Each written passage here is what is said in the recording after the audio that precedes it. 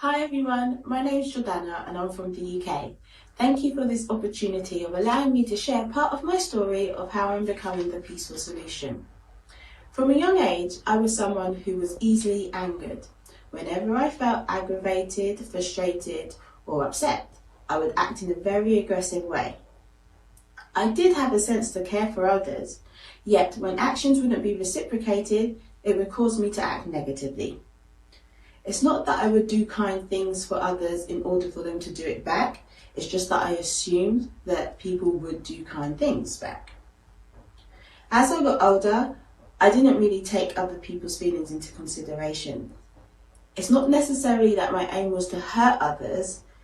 It's just that I didn't care much about how they felt, as long as I was able to either have fun, get off my chest what was upsetting me. That was what was important to me. To put it short, I only cared for people to a certain extent and thought that the majority of the time my behaviour was acceptable considering the situation at hand.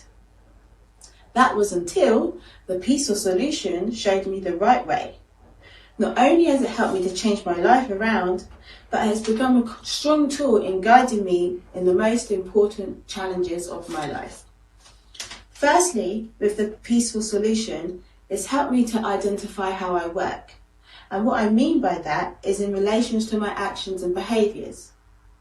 I didn't know before that thoughts led to feelings and feelings led to actions. I never really stopped to consider there were steps I could control in order to have a positive reaction to situations. It's helped me to see that I handled many situations wrong, and as a result of my actions, it's made issues escalate. It's taught me that there is a peaceful way to resolve every problem and that all changes start with me. Thanks to the peaceful solution, I've become more aware of myself and I'm able to recognise triggers to try and rectify them before I behave in a negative way. It has helped me with communicating respectfully to others no matter who they are, and that I don't always have to be so blunt when talking to the others, because whether right or wrong, there is a correct manner in how to talk to people and take into consideration others' feelings. The peaceful solution has helped to change my family dynamics immensely. With that being said, not all members of my family practice the peaceful solution. However, because some of us do, it has helped to improve relationships within my family, and the environment is much better than it was a few years ago. Instead of everyone retorting back in the same negative manner, which would just cause things to escalate and lead to arguments and more.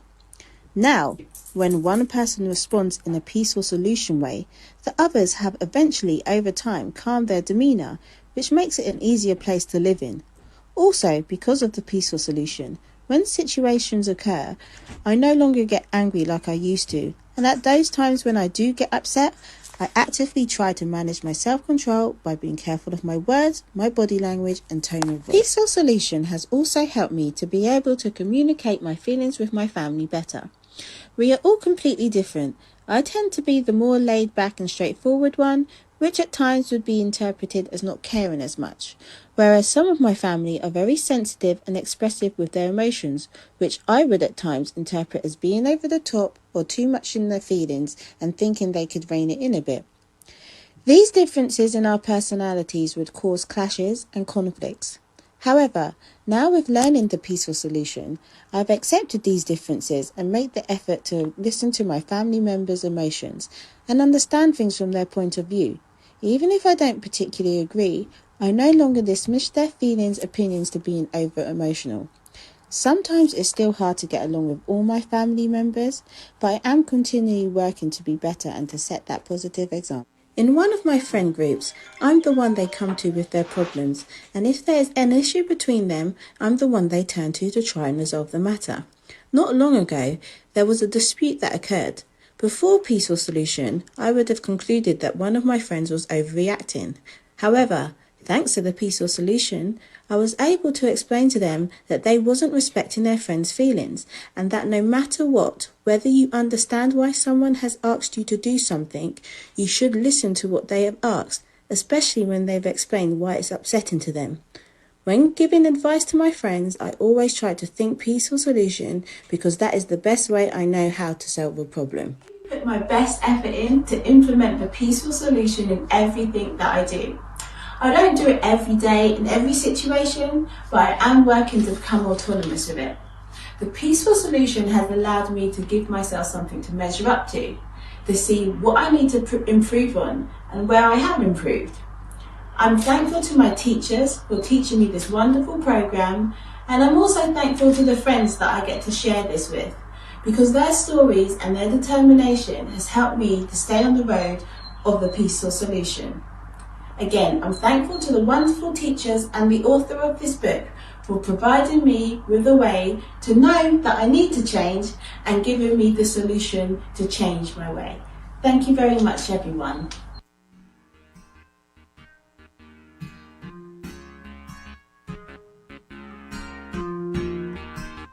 I see hope, value for our life, peace on earth, joy in your eyes. It starts with you and me, you and me. Why bullies, why so much crime? Look at what we allow to influence our mind. Learn to be the perfect criminal, but you'll have to serve time. The way we're going has brought us to our knees. Time is up, we need to change and put our mind at ease. No more can we say, do as I say, not as I do. It's time to change, it's time to change. Oh, it's time to change. I see hope, value for our life, peace on earth, joy in your eyes. It starts with you and me, you and me. Get up, change your reality. Get up, don't wait around. Get up, be the change you wanna see. Don't accept this world as how it's gonna be. Family values, a thing of the past. When's the last time you ate together and had a blast? Or a conversation that didn't end in a confrontation?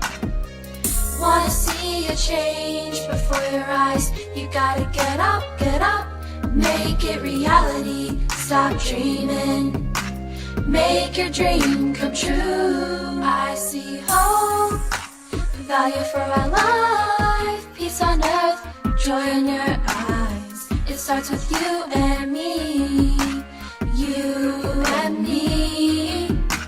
Get up, change your reality. Get up, don't wait around. Get up, be the change you wanna see. Don't accept this world as how it's gonna be. I see a world where peace is reality. I see a world where I don't fear for safety. I see a world where a child's just a child. I see a world, neighbors helping neighbors. I see it in my mind's eye, peace that lasts. Together, ooh, we can be that change. Disrespect is here and there, it's everywhere you go. People fighting, people cursing, no care is shown. How can this cease? How can this be solved? With character and respect, this can be resolved.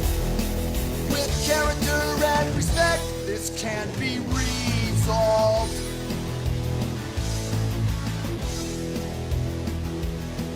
Imagine what the world would be if true respect was shown. People respecting others and their possessions as their own. Respecting people, their belongings, and the environment too. This is what we all must do. It will bring peace between me and you.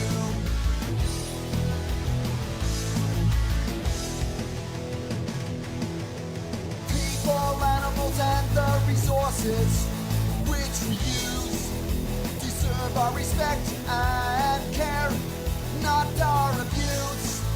This is our obligation as caretakers of our earth, to consider the value of our planet and its worth. To consider the value of our planet and its worth.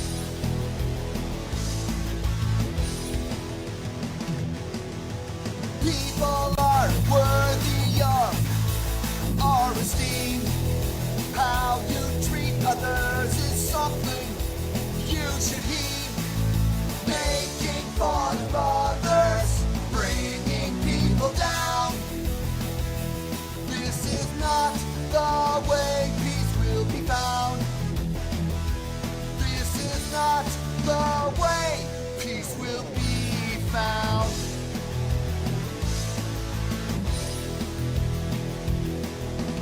Imagine what the world would be if true respect was shown.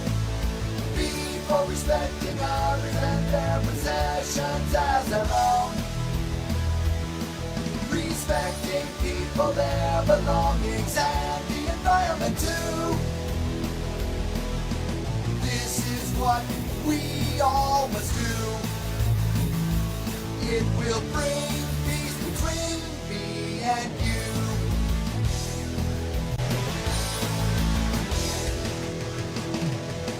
The peaceful solution can teach you the way.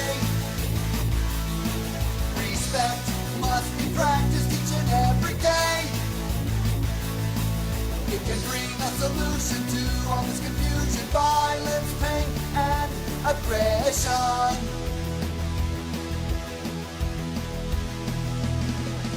Imagine what the world would be if true respect was shown. People respecting others and their possessions as their own. Respecting people, their belongings, and the environment too. This is what we all must do. It will bring peace between me and you.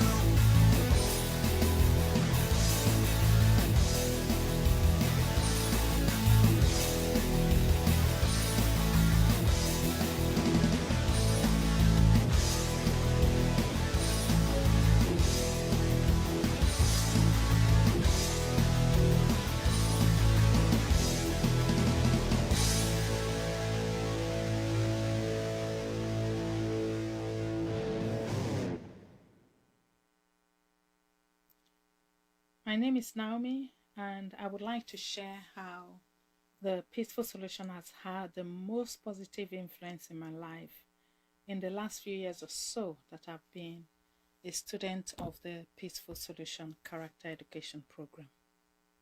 Sometimes I look back at who I used to be and the person I am today, and it's almost like two different persons.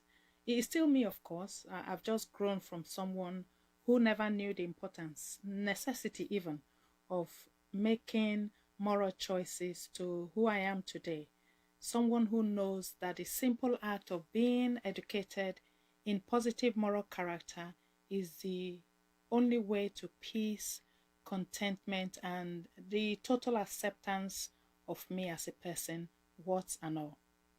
Since becoming a student of the Peaceful Solution, I have found that the concepts taught by the Peaceful Solution teachers in their very straightforward and factual way have helped me on numerous occasions to make positive choices that would have been very difficult for me before learning of the Peaceful Solution. I would like to use the STOP acronym as an example. Just the very act of making the conscious choice of stopping, taking a deep breath for a few seconds before deciding what to do in a difficult situation is such a powerful tool for me, because I used to be someone who acted on impulse a lot and would make decisions when I'm being very emotional, very often making the wrong choice. But now I'm able to collect myself, determined to make the right choice by thinking carefully if my action will bring hurt or harm to myself, to others, or the environment before making my decision. Also, I now know that I am more than just my physical appearance. I grew up hating so many things about my physical appearance and was often bullied and felt left out because I didn't measure up to others' expectation of beauty. The powerful concept of accepting myself for who I am, irrespective of what others think, has helped me to overcome the trauma I faced when growing up. I am now more concerned about my character and making right choices rather than wasting time trying to meet up to others' expectation of me. And this, I can tell you, has given me so much peace of mind. I also take time now to become educated about others, and I have simply stopped stereotyping others. I am more respectful of the cultures and backgrounds of other people. But more importantly, I choose to make friends based on moral character rather than where people come from. The peaceful solution concept of how to respond to disrespect from others has helped me a lot in dealing with conflict. No longer do I desire to retaliate because someone has offended me. No, I keep the RESPOND acronym in my toolbox all the time. Less reacting, more measured response has helped me a lot in dealing with disrespect from others. I also watch out for my triggers in order to be able to de-escalate conflict before it starts. This also calls for me to apply self-control at all times, and I try not to take disrespectful behavior towards me too personally.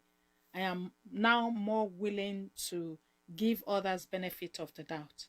In any case, it just helps me to be less stressed because I do not like fights and conflicts anyway.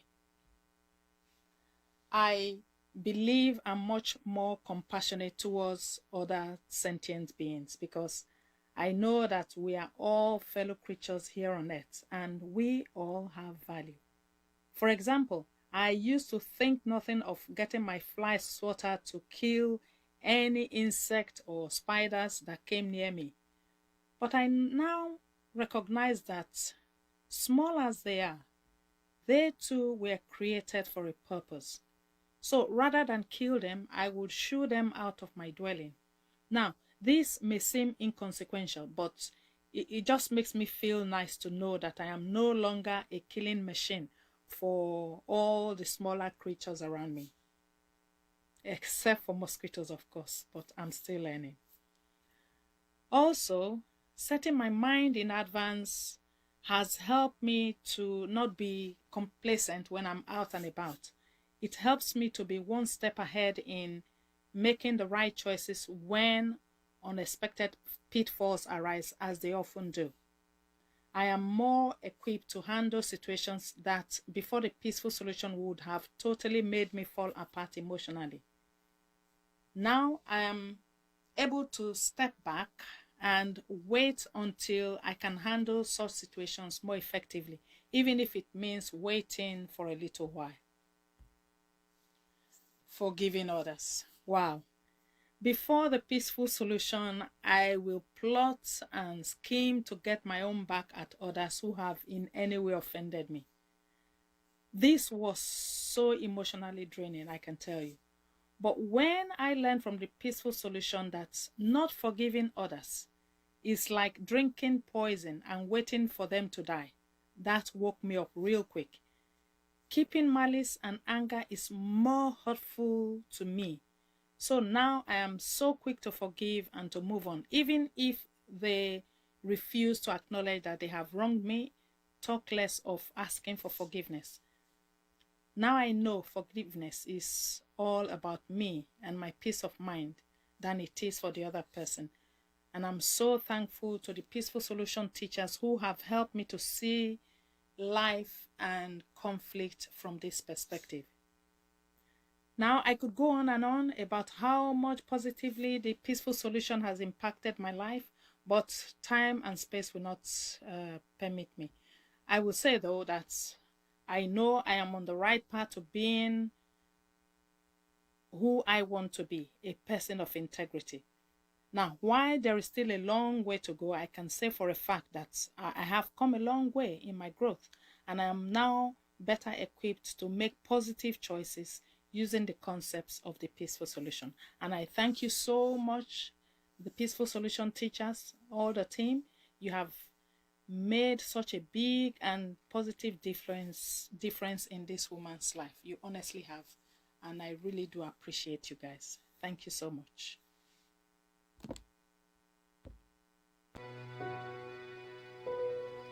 Looking around at the world we now live in, we see that it's time for a change. Fightings and killings and people wondering why.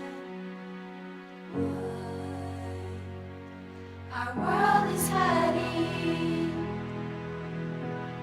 downhill. Our future generations slipping through our fingertips. It's time to take a stand and save all children. Saving all children starts with teaching respect. Saving all children starts with caring for them. Saving all children starts with a peaceful solution.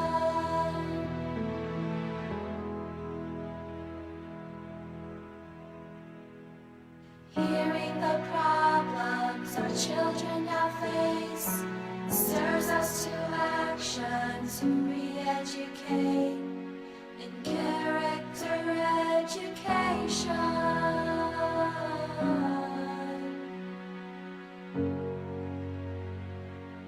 You see our children are dying,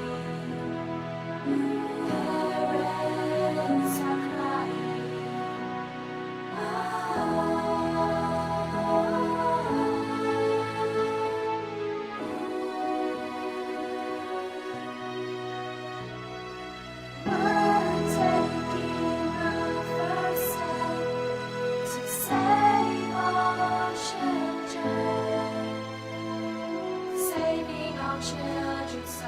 Teaching respect. Saving all children starts with caring for them. Saving all children starts with a peaceful solution. There's hope for all children with a peaceful solution.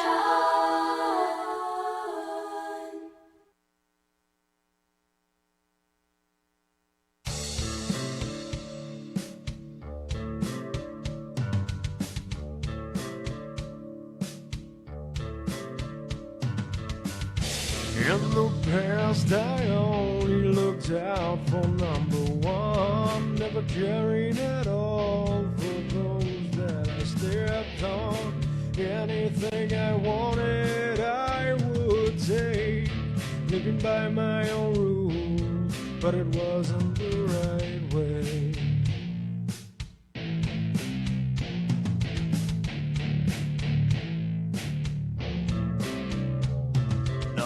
Of my hands are laid before me. The path that I've laid is full of enemies.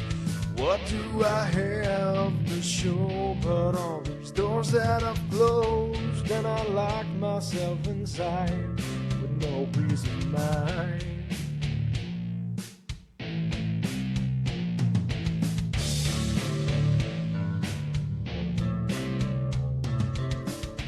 Because I never took the time to consider my fellow man, that his needs are all the same as the ones I have. He feels pain just like me, and he bruises just as easily. He deserves his rights to be respected. Oh, and his family to be protected. Oh, in so many ways, we are all the same.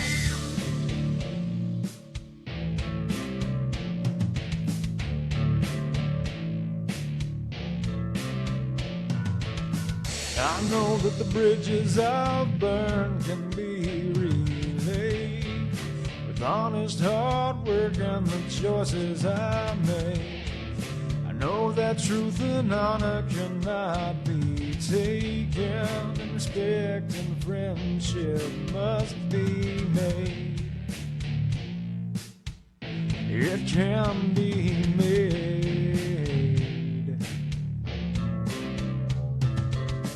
When I take the time to consider my fellow man, that his needs are all the same as the ones I have. He feels joy just like me, and peace when he can breathe easily, knowing that his rights will be respected.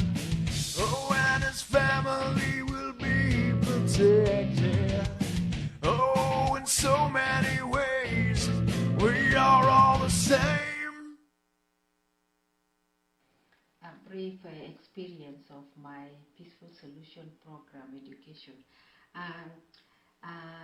The Peaceful Solution character education works, and I'm here to prove that because before I had joined these classes, I used to have a lot of problems, especially in my class where I teach, and I couldn't even cope with the children or the student, and I used to have a lot of rough time because you know, when you are having class, you have different kinds of children, pupils, and with different kinds of character. And sometimes you go to a class and you find some are rude, some are cooperating, some are not. And I came to realize there was something wrong, and I have to handle these people with great care because they need me so that they can pass their examination. They need me to teach them how it's supposed to be because that is why they are there.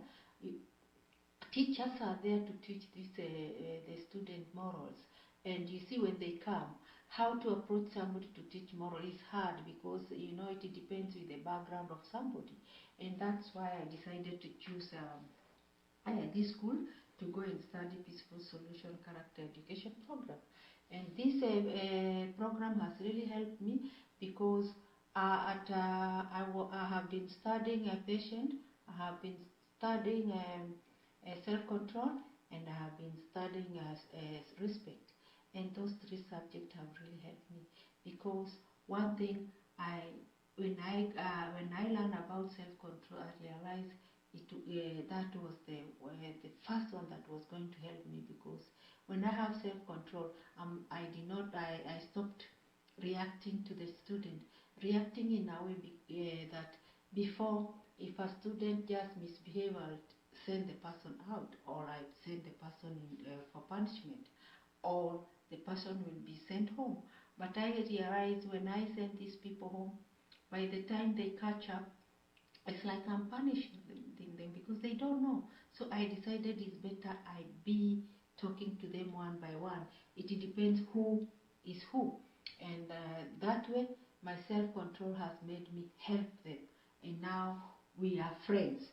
Okay, when it comes to respect, I realize that if I respect them, no matter what they do in class, and call them and come and explain, we come to understanding. And then me as a teacher, I don't get all those trouble.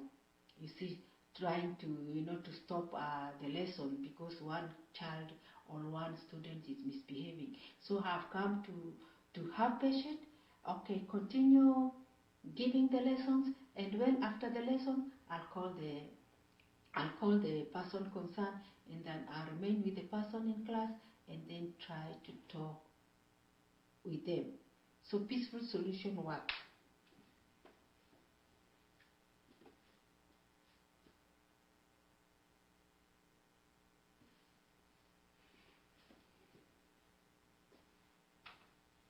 Peaceful Solution Character Education Program work.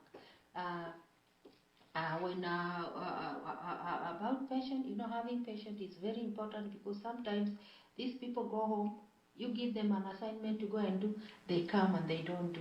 So if you get annoyed and you just say, no, I don't want you in my class, then you are spoiling the career and the future of the student.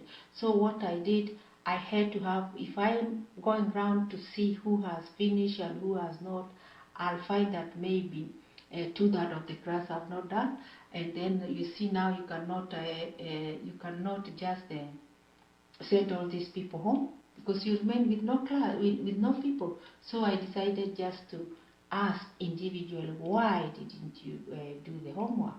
And then some people have some reason, some are different, you know, they don't have a reason, but then I started explaining to them with great respect on why they should be doing their assignment, because it's important. If you don't do this assignment, then you'll not be able to pass your exam, and you'll be wasting your time here for all those years, and then you come out with nothing. So you see, when you explain to the student like that, you become friends, and you can be able to help them, and they can also make your work easier when you to teach the other people who are cooperative.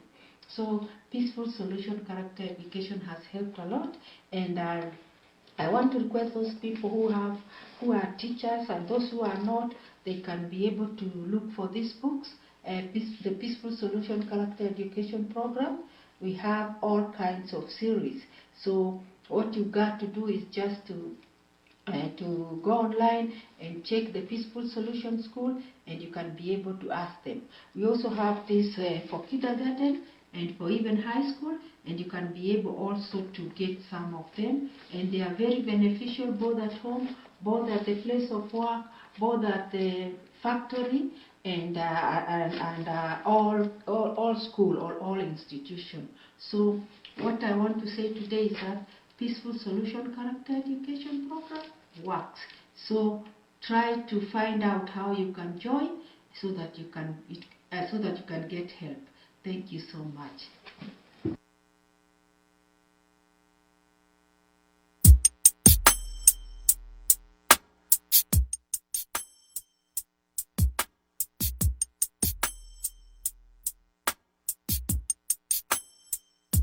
When you feel torn apart by decisions you must make, and it seems like problems get you down,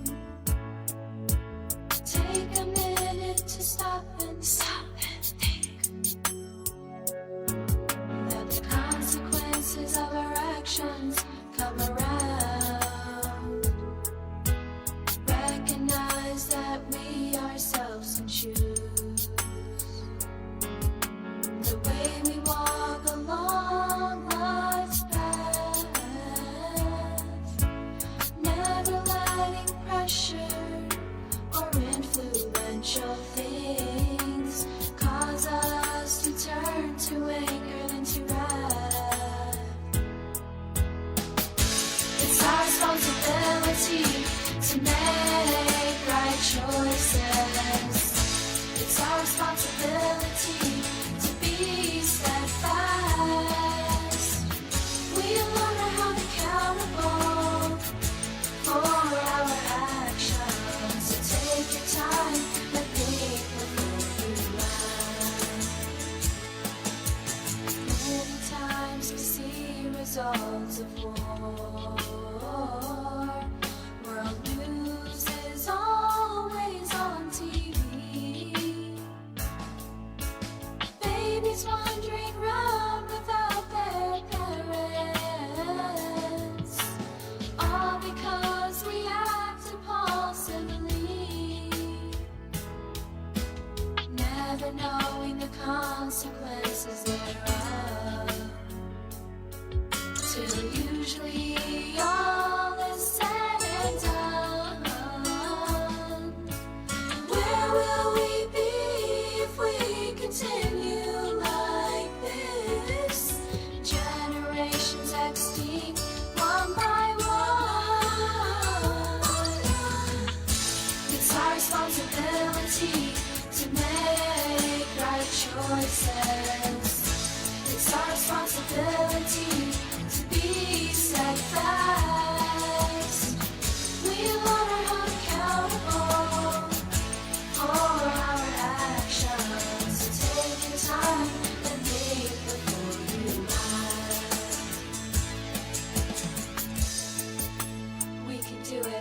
Take your time, do it right. Realize that unity can be. Let's not fight. Diligent effort is what we need to make it right. Keeping true peace as the goal in our sight. It's our responsibility to make right choices. It's our responsibility to be steadfast. We alone are held accountable for our actions. So take your time and think before you act. Stop and think.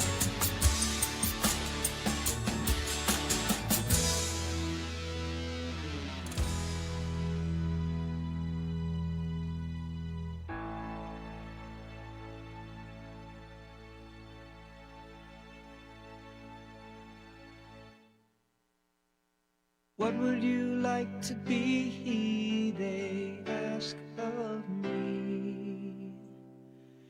But in the back of their minds, they've all got plans for me.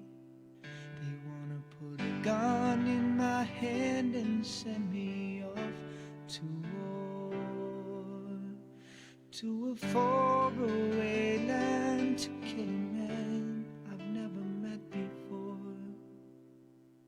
But this man, he's just like me, and this man longs for peace like me. But this poor man, he's been deceived like me, taught from a young age that he and I are enemies.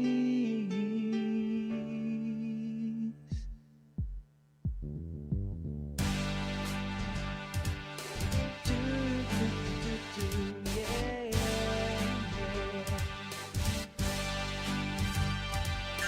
Now you want me to grow up to be a strong man, always willing to lend a helping hand. You want me to grow up to be better than what you've become.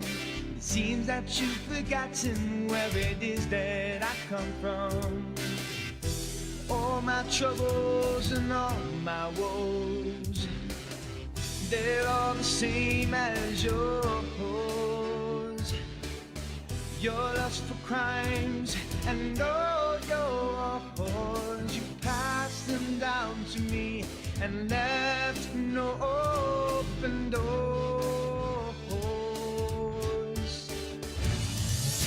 We can turn this world around if we love our neighbors as we love ourselves. Let's teach this world these laws of peace. Then they'll see the neighbors are not their enemies.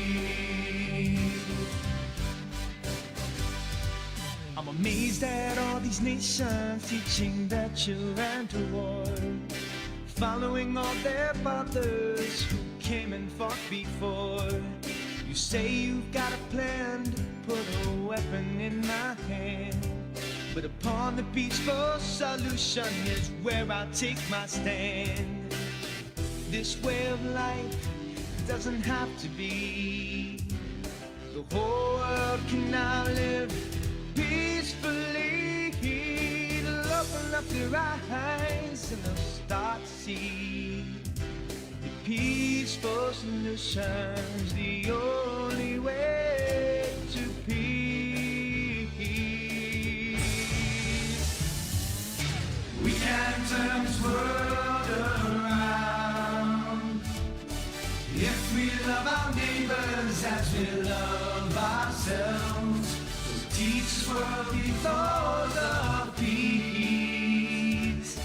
Then they'll see the neighbors are not their enemies. We can turn this world our neighbors as we love ourselves. So teach us worldly laws of peace. Then they'll see their neighbors are not their enemies.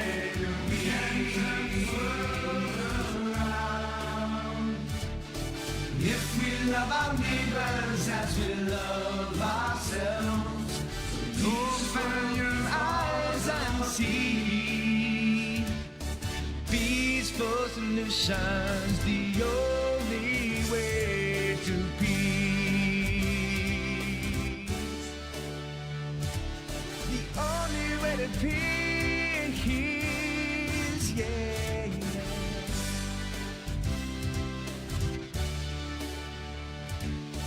This weather doesn't have to be, just open your eyes and see.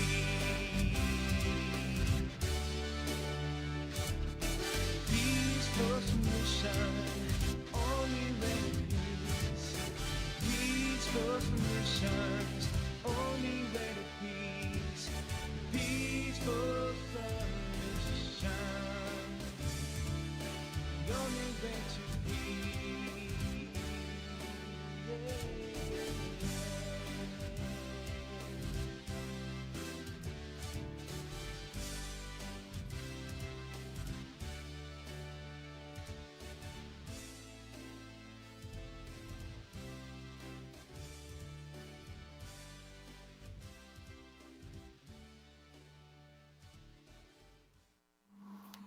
Hi everyone, my name is Miriam James and I'm speaking to you from the UK. The title of my speech is Walking Through Peace that will cause a ripple effect for everyone you touch. The purpose to enlighten the hearts and minds in a positive way. First, I would like to take this opportunity to thank you for inviting me to be part of this one-day event. It is a great privilege. Thank you once again. This program is a great program for bringing together people of all nationalities into one place with one mindset of bringing peace to the world. The only way to accomplish this is to first learn this priceless program ourselves, then take it and use it to improve our lives. The Peaceful Solution Character Education Program gives us a wide understanding of how it can change our thoughts. The Peaceful Solution teaches us to think before we act so that our choices will be positive. In other words, it turns us around from the negative person we were to the person we are becoming. We are ambassadors of this great program, and for us to take this to others, we must become the Peaceful Solution Character Education Program by allowing it to change our hearts and minds. Once we have seen the changes in our lives, we are prepared and ready to teach the world the only solution that brings peace. I speak this way because before I heard of the Peaceful Solution Character Education Program, I was going nowhere. I was going round and round like a dog chasing its tail. Unlike the dog, I was catching the tail. It is like the line between right and wrong, but I was chasing the wrong. And why was that? Because I didn't know there was another way. Before the Peaceful Solution Character Education Program, I remembered when I was working and one of my colleagues accused me of something I didn't do. I waited until I could get her alone. I saw her, went into the washroom, and I got up and followed her. I really laid into her with my words. She was so shocked and frightened, she exited the room very quickly. At that time, I didn't care, nor regretted my action. Now, when I contemplated my action, I realized how disrespectful and uncaring I was. I had no concern for her feelings. If I could go back and undo what I had done, I can assure you my reaction would be completely different. The Peaceful Solution Character Education Program way. I remember having a confrontation with a friend that turned into a big argument and we fell out. I felt so bad about it. We talk now, but things are not the same. I have regretted that what occurred to this very day. I remember the way I used to speak to my children, especially when I knew they were getting involved in things they shouldn't have. But I never really sat down and spoke to them about the consequences of their choices. Instead, I would shout and times hit out at them. But having been taught, I now know that there are other options I could have made. Since learning the Peaceful Solution Character Education Program, if I could go back and start over again, I would do things differently. However, I now have the program and it has and is continuing to help me to act in a more positive, moral way. I now try to make sure I have all the facts first to allow me to deal with all situations in a respectful and peaceful way. I practice using self-control to be calm by using the STOP acronym, to allow myself to consider whether my actions will cause harm to myself and others, or whether it will be beneficial to all. I do not use violence to try and solve a problem, because not only the person I disrespect will have to live with my action, but I also have to live with the regrets. I thought the way I spoke to my children would prevent them from making wrong choices, but it didn't.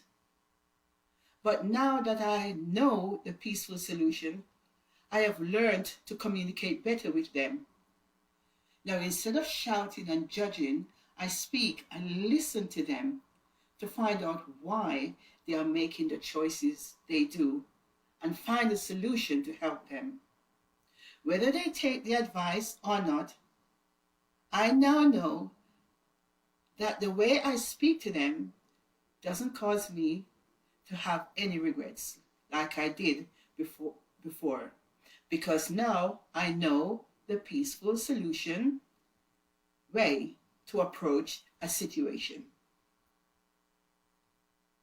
Through learning the Peaceful Solution Character Education Program, I now have peace in my home. It is not perfect, but because I have been trying hard to be the peaceful solution, even my daughter, who isn't learning the program, I have noticed a change in her behavior. Because as I have been taught, I have to become the example. The effect of this program is the peace it brings to my life and have rippled out to those around me. Many thanks to my teachers who took the time to teach me, and the many others to find true peace, and the patience they have with us are so different to the teachers I had in school. I also want to thank the author for his great insight in bringing to us this amazing and wonderful program. Thank you.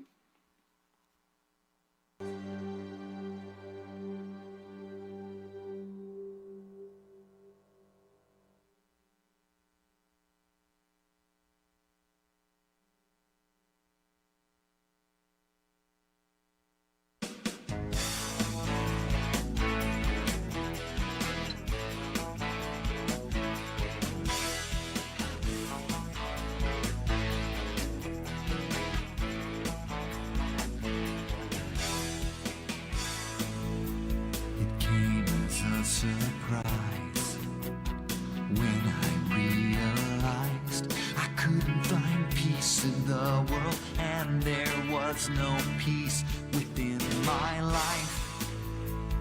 Searching everywhere in a world full of despair. I tried to find the answers to the problems in my life. Oh, then it came to me. I found the peaceful solution, and it has set me free. If we want peace in the world today, we must begin to see that if we teach the laws of peace, the world will finally have true peace.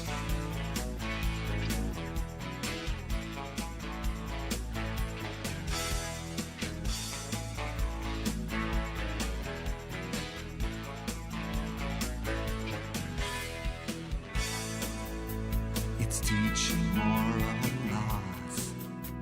It's called the righteous cause, and it will end all hatred, and it will make friends of bitter enemies. Teach it in the schools, using peaceful teaching tools. These laws of peace will stop the violence that is coming from our young. Oh, think of what you will see. These laws will bring peace to the world and to your family.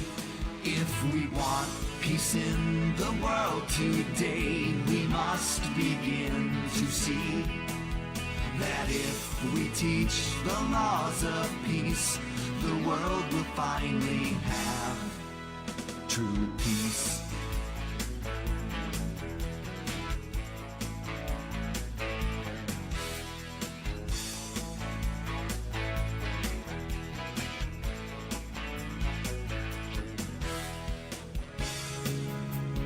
Nothing else has ever brought peace.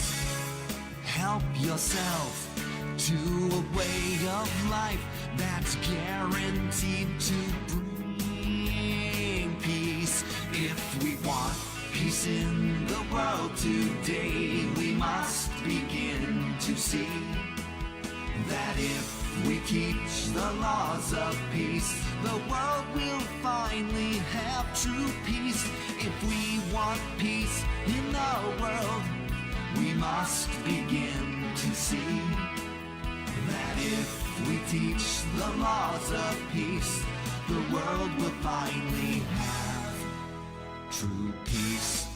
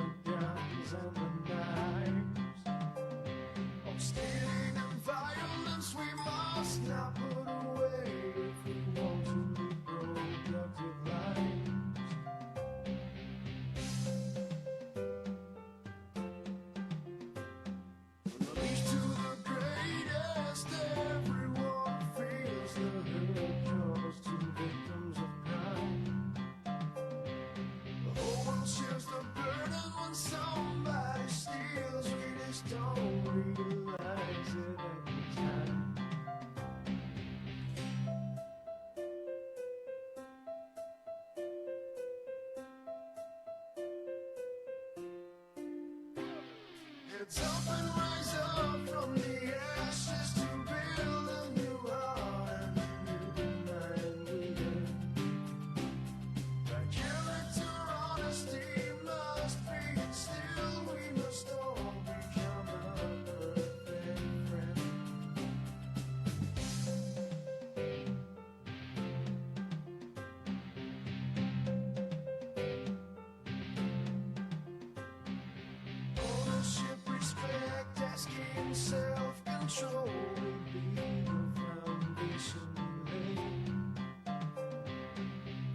this character will be our ultimate goal. We can make it if we don't give away.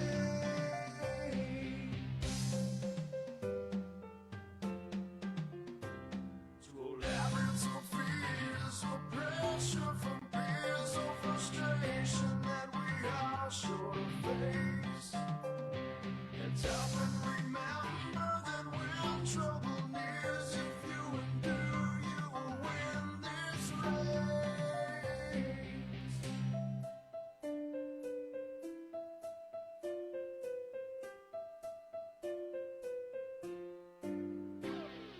It's up and rise up from the ashes to build a new heart and a new mind within. Hearts of stone can be changed into hearts that are filled with peace, so a new life can begin.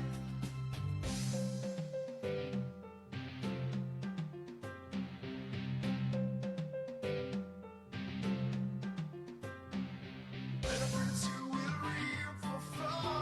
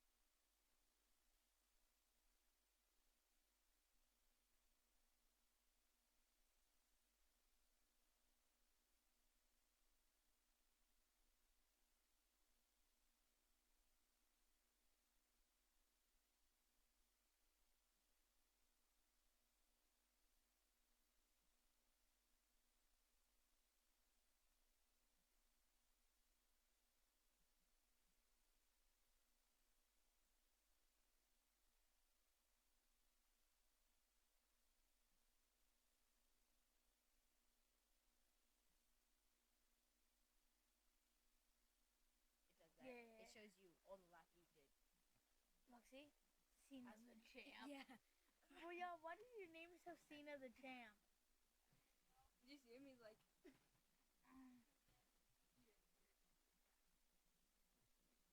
Hey, Ben, look at this. Yeah, for my stand.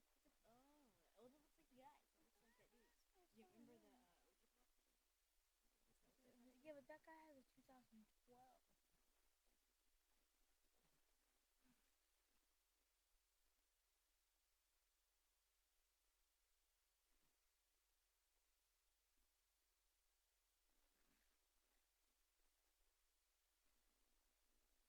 Yeah, you think that 52%? What?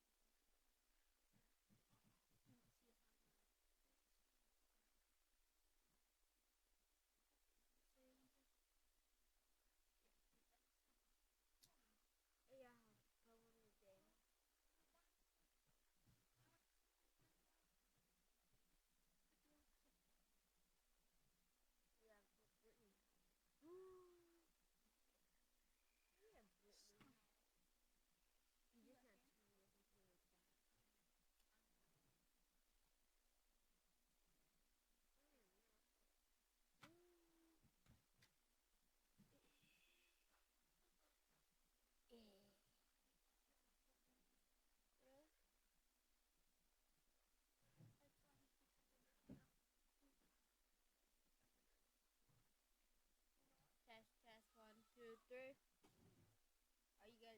Are you guys ready to start? What time? Yeah, just don't touch me. Ready. Test, test. 1, 2, 3.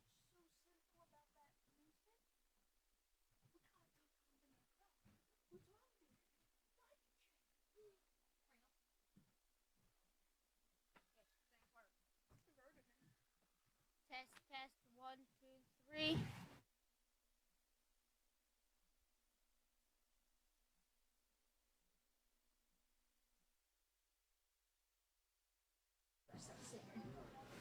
Who? Nate Staring? What? Who? Nate Staring? Test.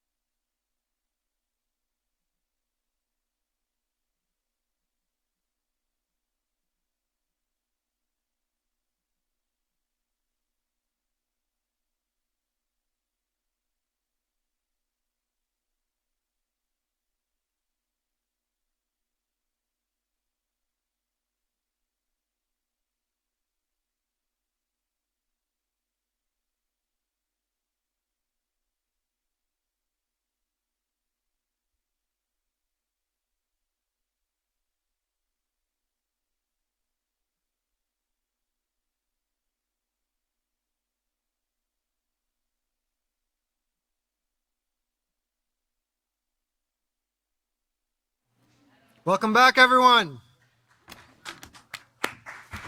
Welcome back to the continuation of today's events. And we have some great things lined up for you this afternoon. To start things off, we're going to turn it over to our partners in peace so they can kick off the afternoon. All right. Thank you, Chairperson. Welcome back, everyone, to another Peaceful Solution Spring 2024 Conference on Peace. This is Peace in Action. So far today, we have heard from many speakers, many testimonials from the men and the women of tools from the Peaceful Solution that they themselves have used and implemented into their lives and seen a change and an improvement in not only their hearts, but also their minds and their interactions with one another. So to continue us on this afternoon, we're going to focus on positive character self-development. And I have with me Sarah, Tori, Esther, Naomi, and Deja. Thank you for joining us. So to get us started, thank you. So to get us started, I want to ask you, what are some obstacles that you yourself have faced when striving to develop and maintain a positive character using tools from the Peaceful Solution? Focusing on developing. Sometimes when you first get into the Peaceful Solution, especially when you start in the character book, the chapter 1 is more than meets the eye, and you start to realize that character isn't a cartoon, but it's who you're on the inside. It's a combination of your morals and beliefs that's dictated in how you treat yourself, others, or the environment, and how personality is what you see when you first meet someone, but character is you see that when you get to know someone. So you see them in their worst moments, you start to realize, oh, they respond this way. And another obstacle is realizing that you just cannot go through life doing whatever you want to do. And that's what morality is all about, is knowing that there are rules to live by, that I can't just do whatever I want, but I have to make sure that my actions don't hurt myself, others, or the environment. And going off of what Tori said, when it comes to more than meets the eye, I think about social media as an obstacle for this generation. It's more prevalent now than it's been in years past, and it targets the young people. And there's so much on there that can easily influence you or change the way you feel about yourself or the people around you. And it's not always the truth what is put online. And it's difficult as young people sometimes to filter that out and not allow it to affect us. And Naomi brought up that big word, influences, which is, anything that has the ability to affect the way that we think, feel, or behave. And influences they're all around us, and especially on social media. But not just that, everywhere you go, billboards, all kinds of things, the things that you see, hear, all of those are part of influences. And sometimes we're influenced and we don't even realize that we're being influenced. And along with those influences, come choices. We all have a choice. And sometimes, a big obstacle can be making the right choice, in the midst of when you're faced with a situation, you're around people who aren't doing the right thing, being the one to stand up and say, I'm not going to do what they're doing. I'm not going to make the wrong choice. I'm going to do what I know is correct, is morally correct. That can be a big challenge. Absolutely. So going along that lines, what would you say to someone who has, the guest speaker we had this morning talked about our youth and how not just our youth, adults alike, but sometimes we do dumb things. Sometimes we do things without really thinking the consequences or how will I feel about myself in 5 years if I continue to do these things. So what would you say to somebody who is currently in that situation, or they themselves have made things, or they've posted something embarrassing on social media and they've deleted it, but it still kind of exists? How do they come back from the guilt and the embarrassment of making decisions like that? I think a huge part of it is acknowledgement in wanting to change and finding a reason of why you want to change, finding that main goal that you want to work to in your journey in the Peaceful Solution, but knowing that that journey is yours and yours alone, and you can't compare it to no one else's. My journey is different than Tori's or Sarah's or anyone like that, and even though they might attempt something and it takes them one opportunity, it might take me 10 opportunities, and that's okay. But it's taking it one step at a time, but it really truly begins with the acknowledgement of truly wanting to change for yourself. And when you do make a mistake or make a wrong choice and you want to go past that, we have to learn to forgive ourselves and give ourselves room to grow. I know a lot of times people say, oh, I'm never changing, I'm never getting out of it, but you can do it if you have put the effort behind doing it. The biggest thing too is I know people see people the way they are because of their past. Your past does define you, but you can get out of that rut. So as soon as you're making that pattern, you're making those positive choices, you can definitely get out of it, and you might see yourself differently, which is great. It might take everybody else around you a little bit more time to do that, but there is hope in it. All right, so how do you handle if you're putting forth all the effort to change and you see the changes, but it feels like no one else sees the new you? Everybody sees the you of the past or the you that you've been. They're not seeing the effort you're putting into that. How does one continue to want to do right things, to want to be better in a world that doesn't really seem to see that you're changing? I think realizing that even if no one else notices, the growth that you have or the self-development that you have, it's important for you. It's self-development for a reason. It's you. You can't change anyone else, and you can't fix them. You can't change how they view you. But what you can do is keep consistently making right choices, and one day other people will notice it. They say we notice things in ourselves normally before other people notice it. So give it some time and keep staying on that right path. I would also say surround yourself with like-minded people who are trying to develop positive character, because they'll be able to encourage you and give you the support to continue. If you're always with someone that's so negative, it's going to make you feel that way. But if you can surround yourself with people who are growing and developing and becoming the best version of themselves, then that will help you to want to stay determined on the right path. There's a Peaceful Solution quote in the character book that always sticks in my mind. It says, having the satisfaction, sometimes you alone, knowing yourself, is a satisfaction enough that you have made that right choice. And, you know, a lot of times we can be making changes and it's not visible. Maybe we changed our thought of how we thought about someone or how we think about ourselves. Others might not see that, but you can see that change within yourself, because you can feel lighter. You can actually start to enjoy life. And like the speaker was saying earlier about depression, you know, sometimes it's all within. And it's just shown in different ways. So when you start changing your thought process, others might not see it. But over time, just giving yourself the opportunity to grow and allowing others that time to also have their room to go also, as they come to terms with who the new you is in a positive light. Excellent. So going along with our theme today, which is planting seeds of morality, right? Planting these seeds. And the author of The Peaceful Solution, he always talked about his father and the words that were placed into his mind of 2 wrongs don't make a right. If the words fight back, get even have been placed into his thoughts, he would have behaved a different way, and he probably never would have even gotten a group of teachers together to create the Peaceful Solution, which is what we use today. So what seeds can individuals plant, or do you plant within the mind of yourself or also everyone you come in contact with, that you're hoping will grow into a peaceful community, a peaceful family, a peaceful world? I think a major part is all about perspective. You know, the way that you look at a certain situation, or, you know, just simple thing as the way you look at of your day. You know, you wake up, oh, this day is going to be horrible. Well, of course it's going to be horrible. You thought of it that way. And every little thing that takes place is always going to fall on the negative side of the situation. But if you switch your perspective, which I must say is not always an easy thing, it's very easy to think negatively, and almost twice as hard to think positively. I remember when we were first learning the Peaceful Solution, they always say, you know, replace it with a positive thought. And when I first started that, that was the worst and awkward thing I had to do ever, because, you know, oh, this is going to be a terrible day. The sun is shining. It's so weird. But still, as you continue to do it and build the habit of doing it, and that's the important aspect of it, building the habit of it, you realize the importance of it and how natural and easy it comes for you. And I will say, you know, that whenever you are replacing those negative thoughts with positive thoughts, you might not even believe it at first. You might just, you know, it's something that you have to continuously tell yourself over and over and over again. But the more you tell yourself, you know, that's when you actually do start to believe it, and you will start to notice the change. And another thing to keep in mind is, you know, there's something positive even in the worst situation.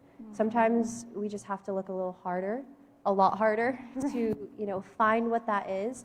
Sometimes it takes some time before, you know, we can find that positive. But it's very important that, you know, we don't focus on the negative, and we do find that positive, because that is going to help us to, it's going to give us hope, and it's going to help us to, you know, want to keep going and moving forward.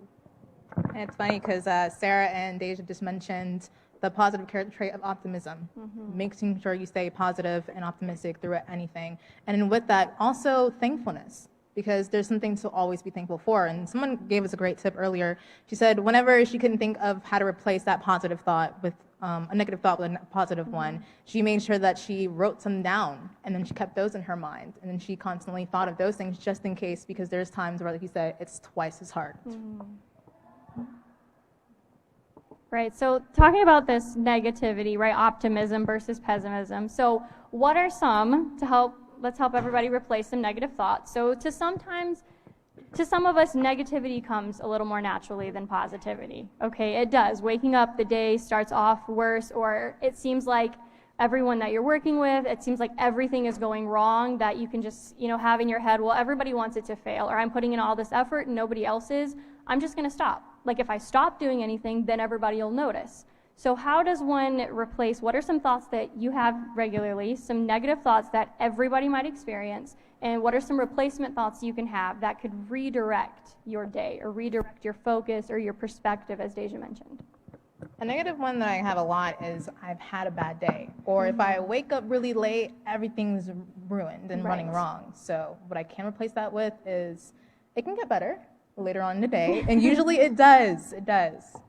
Something that I sometimes say is I made it through all my hard days before, I'll make it through this one. And even if the situation is different, sometimes just knowing that I took deep breaths, even though it might have been hard, I might have had train tracks in my head and not thoughts, but there's so fast. But if I take deep breaths and I focus on the step that's in front of me instead of looking at the staircase, instead of thinking about past experiences, and just taking those deep breaths and saying, I got through all those hard days and I can get through this one. And just, as Sarah said, you might not even believe it at first, but then you'll get through that day and you'll say, you know what, I kept thinking this way and I got through it.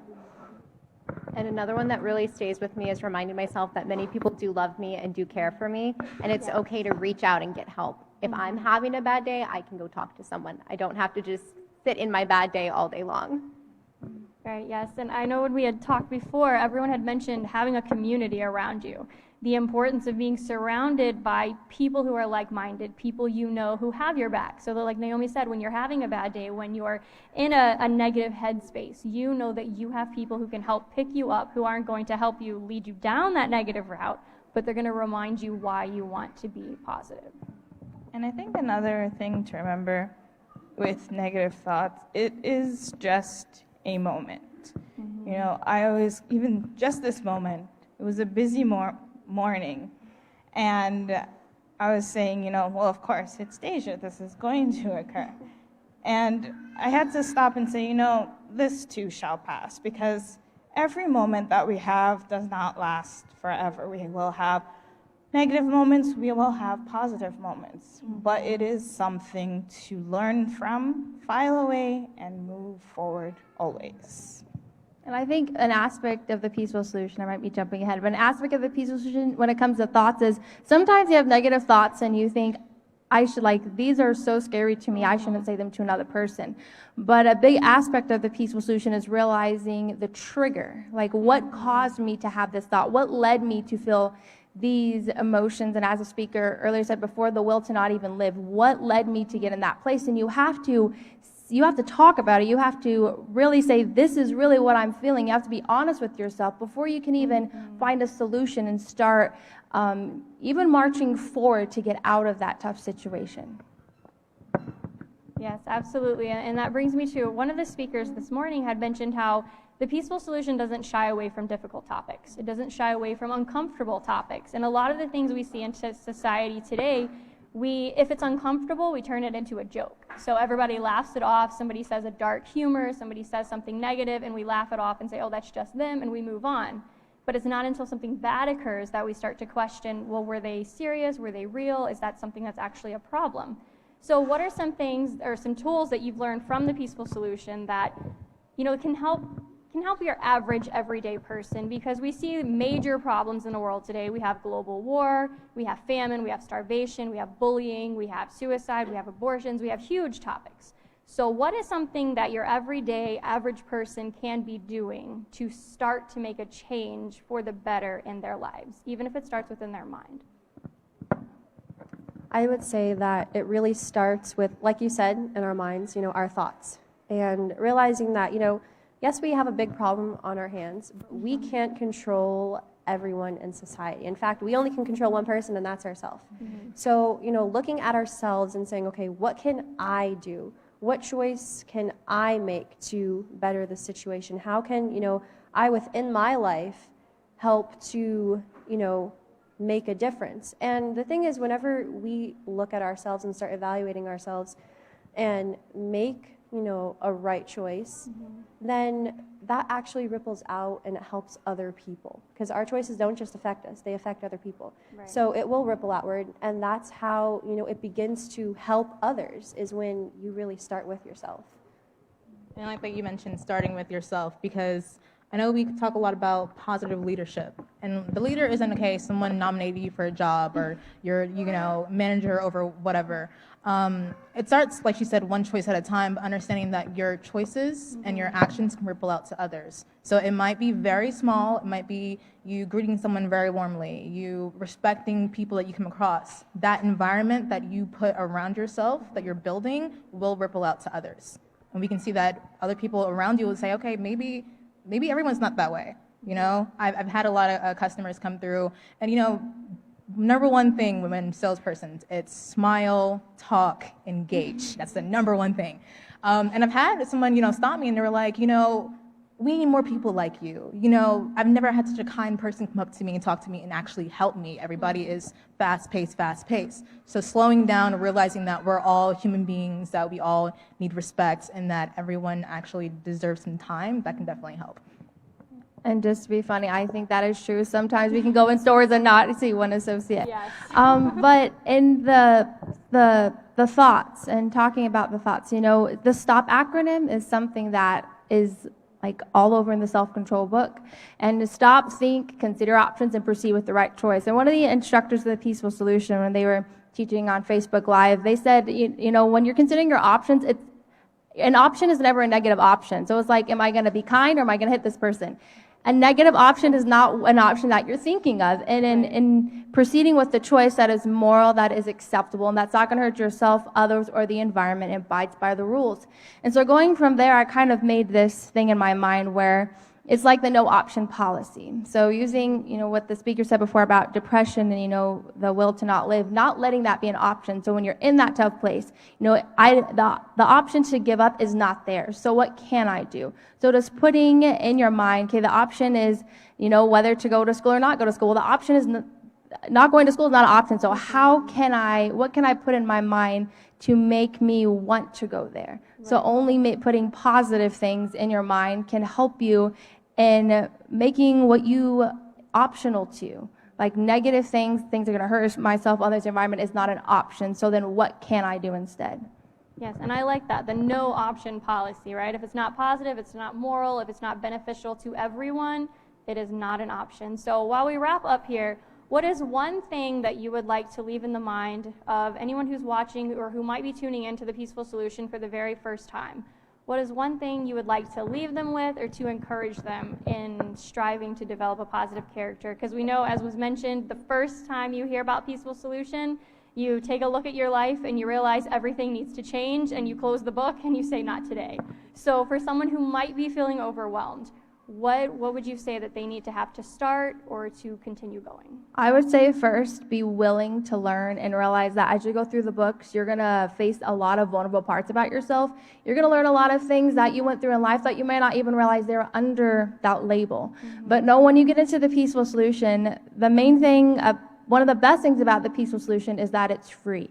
The only thing you're going to get with this Peaceful Solution is positive change in people that will give up their free time, no matter any hour of the day, to be able to help you to see your value, to be able to move forward in life. And there's Skype classes. You can do it on Facebook. You can listen to them on Spreaker. But just dive in and don't give up on yourself or others around you.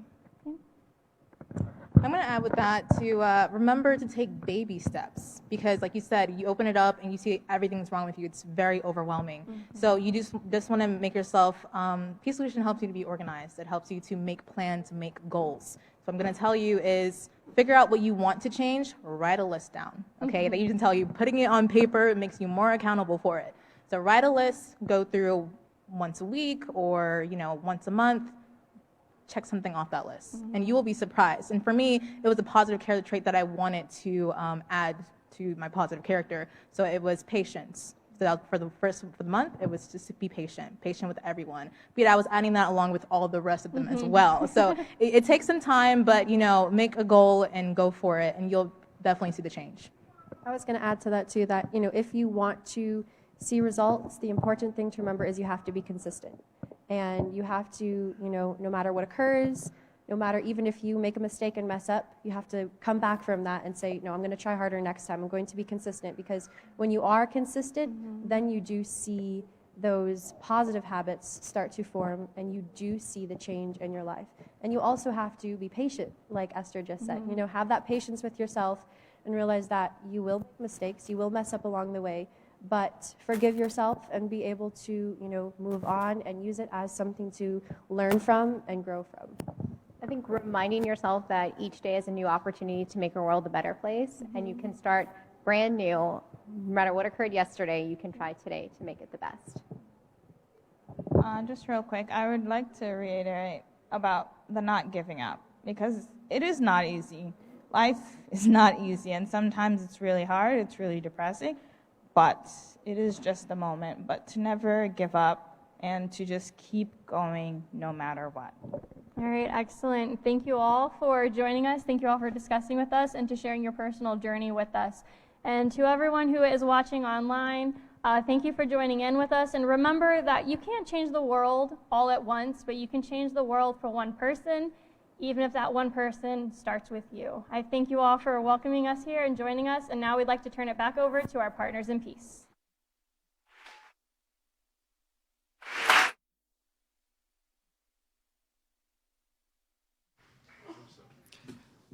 Wonderful, wonderful presentation. For our next portion, we're going to be turning it over to, we just heard from the young women, and we're going to be turning it over to the young men who are going to be doing a PSN news presentation for everybody. Everyone give them a round of applause.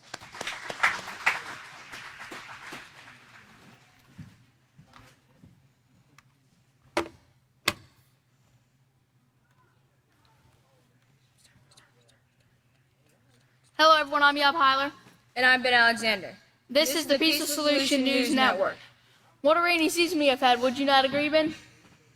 That's right, Yahab. In Texas, you can have all 4 seasons. In Texas, you can have all 4 seasons in one day. It's cloudy, sunny, rainy, then it's snowy. Some days I feel like I have all 4 seasons within. I can be joyful, sad, afraid, and hopeful. I feel the same way too. What would be a situation where you would feel joyful? When I worked hard for something and I earned it, what would make you feel afraid? Well, I would say the disregard for life, as well as the mass shootings, where people are going to school and not knowing if they're going to come home to their parents or even see them again. We asked some of our viewers what makes them joyful, sad, and afraid. These were a few of their responses. Getting a pet, eating their most liked foods, and playing activities with friends made them feel joyful. School shooter drills, going to school, arsonists, robbers, seeing people suffering in the dark made them feel afraid and sad. These situations can be really overwhelming. So let's talk about an important topic that can help anyone, no matter how old or young, or what you are feeling. Yes, let's talk about self-control. You might be asking, what is self-control? Controlling, that is guiding or directing what you think, because your thoughts lead to feelings. Controlling what you feel, because your feelings lead to actions. Controlling how you behave, because decisions lead to actions which lead to rewards or consequences. Did you hear that? Even though we might be young, we have the power. We can use that power to really stop and think about what I am thinking. Let's say your brother goes into the bathroom and leaves it a mess. What is your first thought? Why would he leave the bathroom like this? He should have cleaned this up. How would you feel? Upset, disappointed, I must even want to yell at him. It is very frustrating when someone does that. So how should we behave? Would it be okay to yell? See, that's the part about self-control. Just because I feel these strong emotions doesn't mean I need to act on them. So I'll take a deep breath and in my kindest voice, ask them to please put up their clothes and wipe off the counter. When people do not practice self-control, the molehill becomes a mountain very quickly.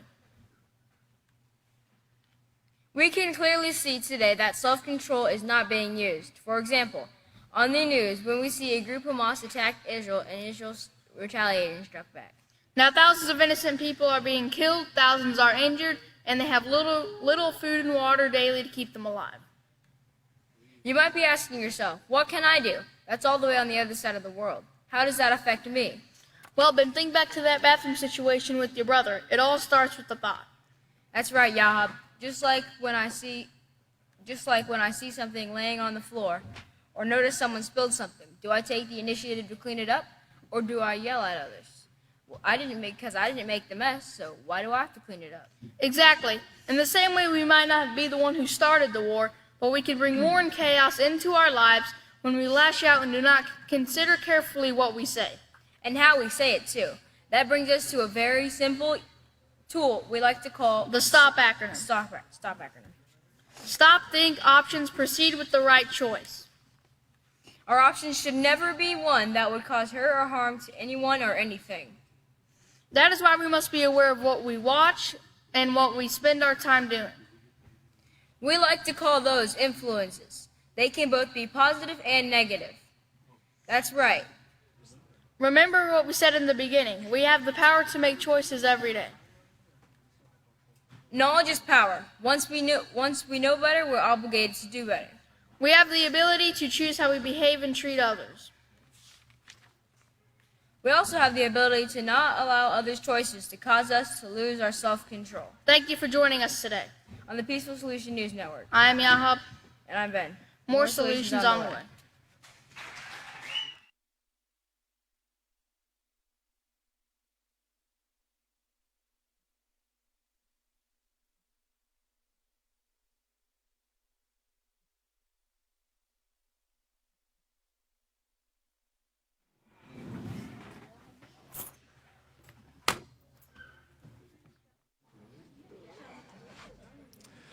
All right, let's give another round of applause for our young partners in peace. For this session, we're going to kick it off with a lot of information concerning one of the most tenuous issues that we see in the world, where it concerns borders, borders, nationalities, all of these different things that can be very, very, very contentious when it comes to claiming land and not respecting borders and border lines and all sorts of things. So, it's a huge topic right now, especially in the United States of America, but it is the same around the world. Myself and the speaker you're getting ready to hear from have traveled many times across the border, met with many people in Mexico, Argentina, and other nations, speaking with people. We've seen firsthand the journey of children, adults, women, men, families, walking, riding bikes, just trying to make it to get to the border. Smiles on their faces as they're coming up through Mexico, only to get to the border, as they say, the frontera, and find the misery that awaits them and what beholds them. But the journey they make just to come to have an opportunity. Well, at this time, it's really our honor to turn it over to a person who's not just speaking about this topic, but they've seen it firsthand, Katan Alexander. Afternoon, everyone. I hope everyone's enjoying this spring 2024 educational conference. Well, as Chris and Nana gave an introduction regarding the topic that I'm going to be speaking on, immigration, we're going to start off with a little picture I'd like to paint into your mind. Now, everybody get something to eat this afternoon. Get your stomachs all nice and filled. All right. I want you to think about that delicious food. Don't focus on it too much right now. I want you to drool on your papers. But I want you to think about that, and now I want you to think about chicken. Now, most of us like chicken. Most of us have had chicken at one point in our lives. But I don't want you to think about the last time you had chicken. I want you to think about just a plain boiled chicken. No salt, no pepper, no Lares, nothing that makes it delicious, just plain boiled chicken. Now I want you to think about eating that plain boiled chicken with some water. You can have some water, of course, every day for the next 30 days. How exciting would supper time be for you? Probably not very exciting. Now I want you to think about taking that same chicken and adding a little paprika, some salt, some pepper, maybe some bell peppers and some fresh onions. You could put a little Lawry's or seasoning salt in there if you'd like to, a little bit of oil, maybe some lemon juice, and baking it 350 for however long it takes to get done. And then having you a nice glass of delicious juice, at the end of the day, you probably will look forward to having that meal compared to the old bland chicken. Well, they say that variety is the spice of life, right? And it's no different with people from different cultures as we see with spice on our food. People that come from different cultures, different nations, different countries, and so forth, they add so much benefit to our life if we will just take the time to get to know them and to see who they are and what they're about. Well, immigration is something that not only affects us here in the United States, of course.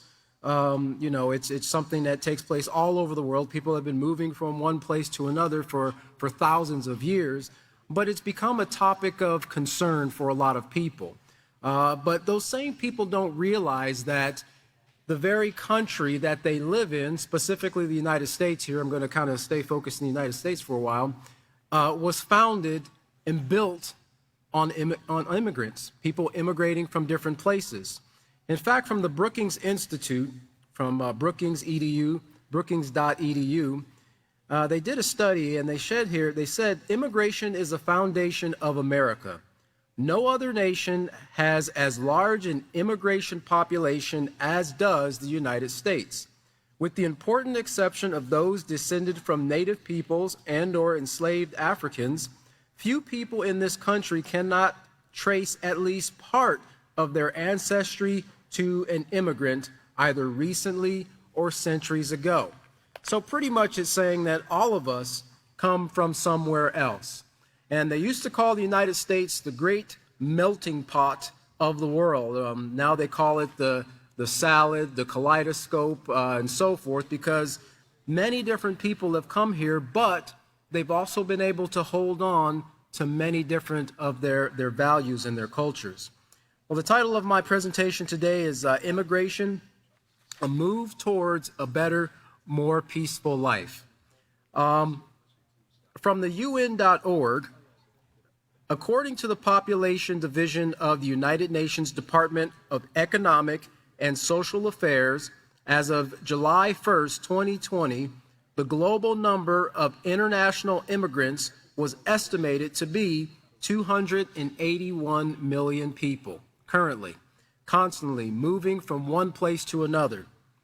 International migrants comprise some 3.5% of the global population compared to 2.8% in 2000 and 2.3% in 1980, which means that more and more people every year are moving from their country of origin.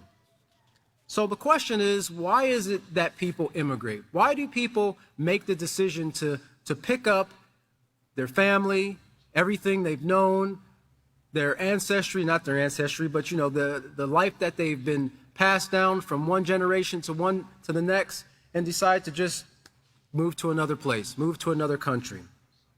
Well, according to globalrefuge.org, people around the globe immigrate for a wide array of reasons that we conceptualize as push and pull factors, and we'll read about that, what those are.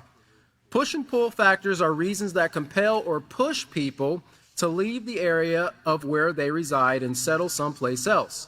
Common factors can include armed conflict, as we heard today from Mr. Salente, and seeing all the wars that are taking place, like he mentioned at the very beginning of his speech. We are in the phase of World War III. We're heading towards that. We're in that path right now because of the many conflicts, the many decisions, the many disagreements that nations have between one another, but the disagreements that you see within the nations itself. So armed conflict, disaster exposure, gender inequality, lack of job opportunities, political corruption, which is rampant all throughout the world, and a lack of access to competent health care and education. In simple terms, Push factors are negative reasons that prompt individuals to leave their countries. So that's one of the reasons. There's also pull. Pull factors, on the other hand, the exact opposite of push factors, they attract or actually pull people to move and settle in a particular area. Common pull factors might include better work opportunities, greater security, and access to adequate health care and education. Simply put, pull factors are positive reasons that prompt individuals to move from their country. So think about it. You know, people are going through extreme hardships right now. Some of the countries that Chris talked about in South America, they are suffering extremely with a lack of food, a lack of clean water, a lack of access to health care and so forth.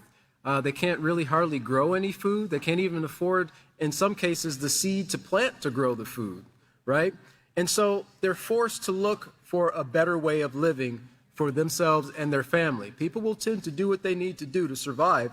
And in many cases, it's travel to someplace else. And right now, they're traveling to north. Many people, many hundreds of thousands, if not millions of people, are trying to make their way to the southern border of the United States in hope for a better life. But think about this. They pack up everything that they have, everything that they know, in hopes of finding a better start, a new start in a new country. But on their way, they're met with many, sometimes disastrous consequences.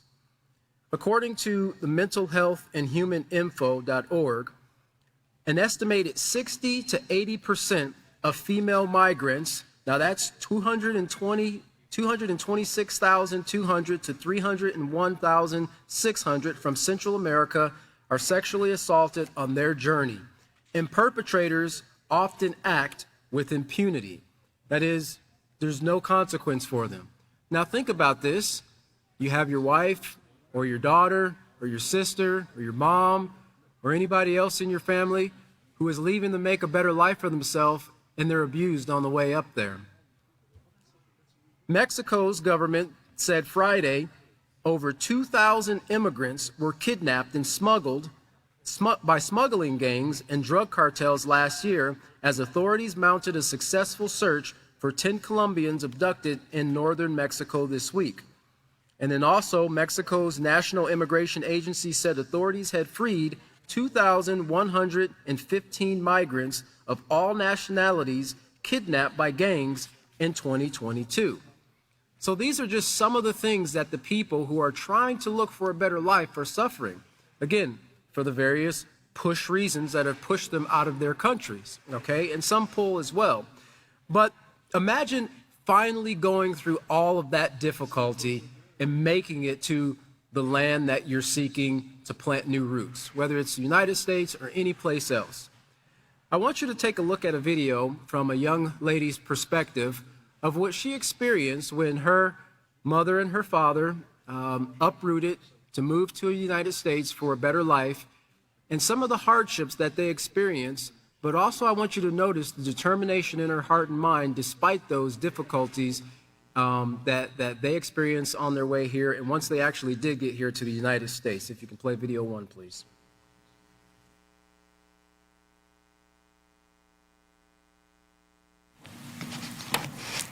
Undocumented immigrants, illegal, criminals. These are words that my parents constantly hear over and over and over again. My parents are always being reminded that they'll never fit in and that they don't belong. But people that say these words don't understand how hurtful they can be. They're simply too blind to see the story behind these amazing people. Both my mom and my dad are from Mexico. They are from the state of Chihuahua.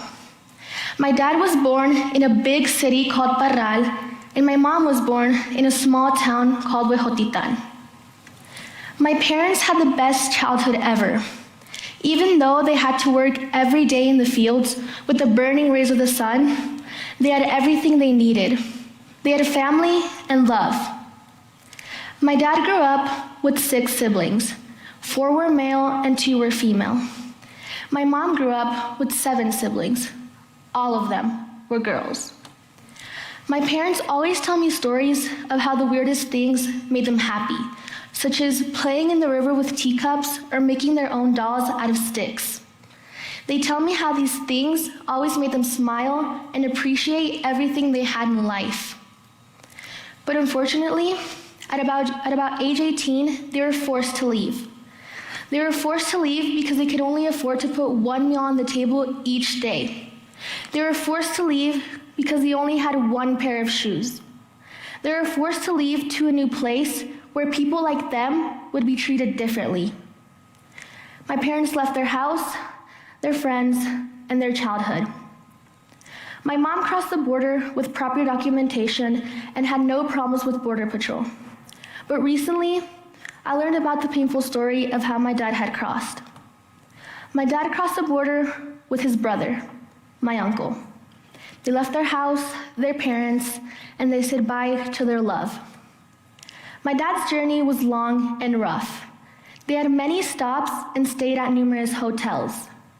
Their last stop was at a place called Amin, where they were launched into a truck with a big heap of people and covered with a thick sheet of plastic.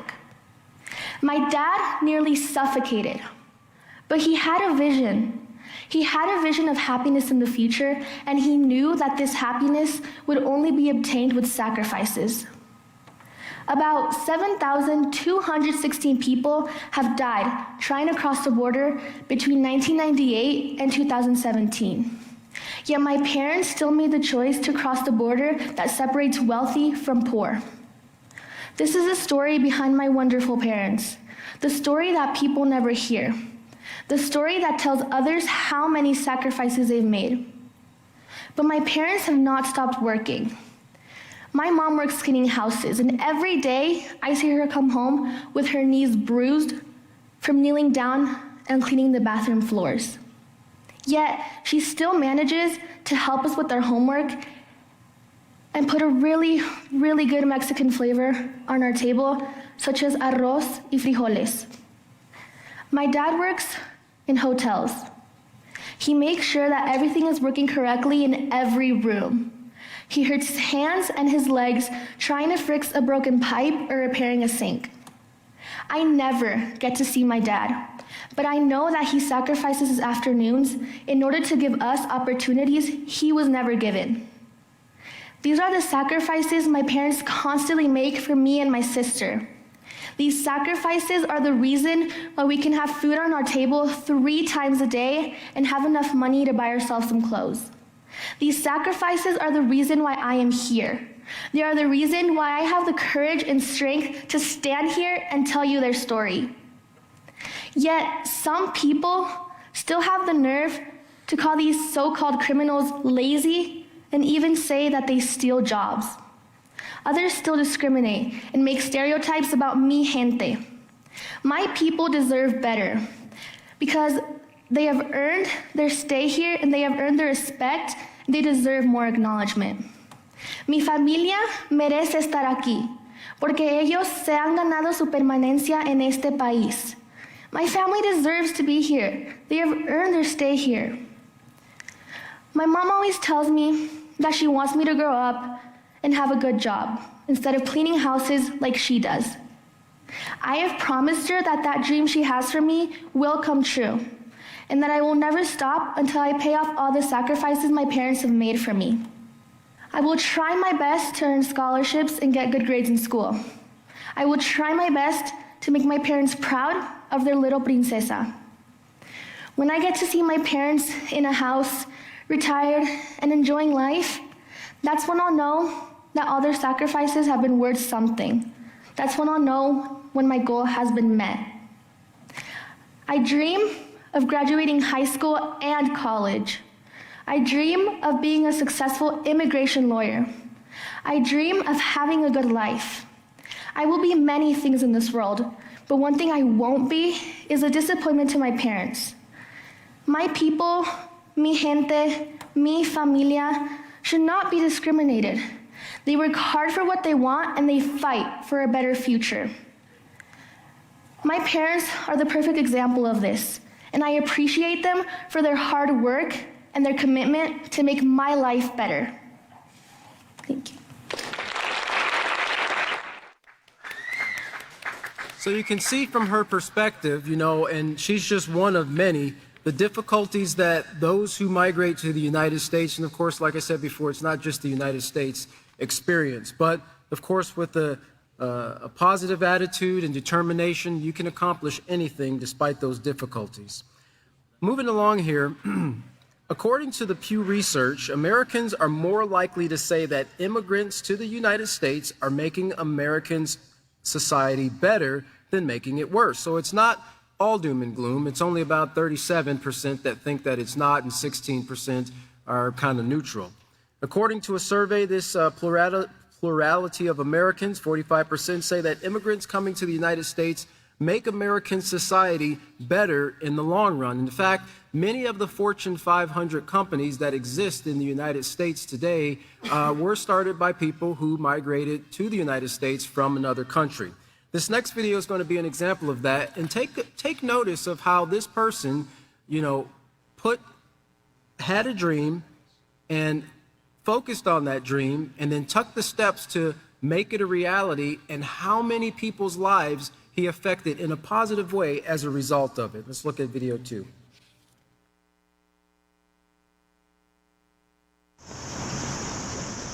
What you're looking at is the American dream. Ali Saifi left Iran nearly 40 years ago to start a life in the United States. It's the most interesting country because it allows you to do what you want to do. What he wanted to do was open a restaurant. So in 1981, he did that, acquiring a Subway franchise in Greenville, South Carolina. This is the very first Subway that we opened in Greenville 30 years ago. Today, he has more than 400 stores. 4 restaurants employ 4,000 people, nearly 4,000 people. The payroll for those 4,000 people is an estimated $40 million, and the taxes they pay on that money are somewhere around $6 million. Then there's a significant amount of non-direct employees, the food distributor, the truck drivers, the packers, all these people that we buy products from and then deliver to us. See, that's the other part of the American dream, the dream that one man's success can help others realize their dreams too. This store is a lot more to me than just my job, it's kind of part of my life. Meet LaKim Campbell. She joined Subway a couple of years ago as an employee earning the minimum wage. 3 months after starting, I became pregnant, and I was out 3 weeks, and I came back, and I started right back up where I left off.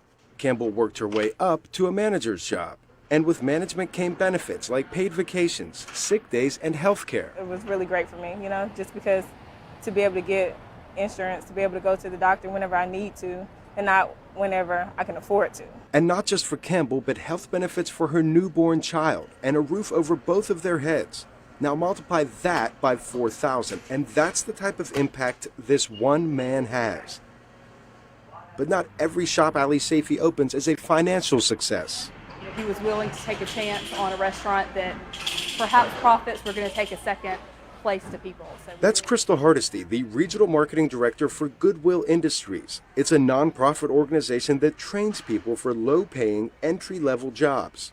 Saifi helped Goodwill open a Subway restaurant in the store to prepare people for jobs in food service. a lot of us see a job as something simple, perhaps we take it for granted, but for a lot of people that really is something that they perhaps thought was unattainable, and when they have that, it really changes their whole outlook on life. They train people less fortunate than the rest of us. They train them, the people that you and I would typically not hire, with a checkered past or maybe abused, battered women. This is the entity that gives you a hand up, not a handout.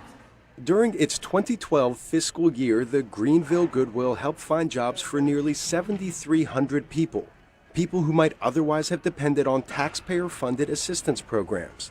Instead, they collectively earned more than $75 million, all because of help from one man. The goal is to continue to help people. The more you help people, the more successful you feel. Who came to the United States chasing his own dream. Arash Arabasadi for VOA News. Drop it. So we can see the positive impact that just one person can have in the lives of many, many people, over 4,000. And that's why, what we teach in the Peaceful Solution is we need to understand that everyone has value. We need to value, respect, and appreciate everybody because they can contribute to society in a beneficial way. So to wrap it up here, from the acceptance unit, I want to leave you with a few quotes to think about. On page 23, it says, what causes people to mistreat and hate one another? Because of their physical and ethnic differences. Can we learn to coexist and respect each other, or will our differences continue to cause conflicts, hatred, and war? You will learn that accepting others, looking past what makes us different, and that's one of the primary reasons why people fight against immigration or allowing new immigrants to come to their country, differences, things that they see as different. Not that they're bad or that it's negative, but it's just certain outward appearances. But looking past what makes us different and focusing on our similarities, these things will lead us to a place called appreciation and respect. And lastly, from the acceptance unit, page 52, healthy interactions with others also means having mutual respect. Everybody wants respect. They want their feelings, dreams, thoughts, and ideas, everything that makes them who they are, treated with care and concern. Everybody needs to know that they matter to someone else. Having respect for others and receiving their respect in return are ways in which we make our interactions positive. And if we apply these things and demonstrate them in our everyday practices, our everyday interactions with others, we can actually start to help to turn the world around and make it not only a more peaceful place, but a more welcoming place to all people from all over. Thank you very much for your time, and I hope that you enjoy the rest of this afternoon. I'll now turn it over to our people, friends, William and David. Thank you, Katan. Thank you, Katan. Okay, so we have a couple of new speakers for you coming up here. One of them, his name is David Enlighten. I've known him for many, many years, traveling, doing the Peaceful Solution work together in various places. He's kept me out of a lot of trouble. I've even got a few cars from him, and they all worked really great, so if you're looking for a car. But he's a really great friend. He really, truly is a great friend, I can say that. And also Daniel DePass from Brooklyn, New York. David's from Little Rock. Daniel DePass is from Brooklyn, New York. I guess that's the home of the Dodgers. I think that might be something about dodging bullets. But he's another well-seasoned, well-trained speaker in the Peaceful Solution and another great friend. And I'd like to turn it over now to David here to tell you a little bit more about what they're going to be bringing. So what they're going to be talking about is they're going to be talking about some of the challenges. Sorry about that. There the mic goes. Some of the challenges that people have living together and getting along in society. And for hundreds and hundreds of years, actually since the dawn of time, all throughout history, people's differences get in the way of people getting along. You talk a different way than me, you have different cultural practices than me, so I don't like you. And, there's so many ways we can find differences with one another instead of finding ways to get along and come together. And especially nowadays, there's a lot of negative media attention, where the media really hypes things up and makes it seem like, really sort of makes the problem even worse. And they find excuses to fuel this and make it worse than it actually is. There's a senator that we met with in Washington, D.C., and he's one of the few who actually met with us personally to discuss these issues. His name was Senator Tim Scott, and he's from Charleston, South Carolina, and he has some words that he'd like to say about this topic. But I don't think our nation is racist. I do think we have pockets that we have to fight, persistent pockets at times that we have to fight against and eliminate. I think we've done a really good job. I'll finish with this, Laura. I'm from South Carolina. Did y'all know that? Okay, good, this is good. I was born and raised in Charleston, the place where the Civil War started. I happen to be African American, just in case you forgot. And I think I'm funny sometimes, by the way. But here's what I'll tell you. In 2010, I ran for Congress against the son of the most popular governor in my lifetime, a guy named Carroll Campbell Jr. His son, namesake Carroll Campbell III, was one of my congressional opponents. He got in the race first. And then Strom Thurmond's son got in the race as well. And then here I come, a young kid from a single-parent household, mired in poverty, in the place where the Civil War started, running in a Republican primary against two behemoths of South Carolina political power and history. And I won 68-32 in a head-on-head match. Why did that occur? I believe it's because of America's evolution that we judge people more on the content of their character than the color of their skin. We have work that still needs to be done, but can we pause long enough to see the remarkable arc of progress that is ours? We should embrace it, we should thank God for it, and then we should go back to work to make it even better. To be honest with you, to include the issue of progress, I think we focus so much on race from a historical perspective and not enough looking in the windshield of America's future. The good news on the racial front, we should not try to be insincere about the progress we have made. We should also not whitewash the history of our nation.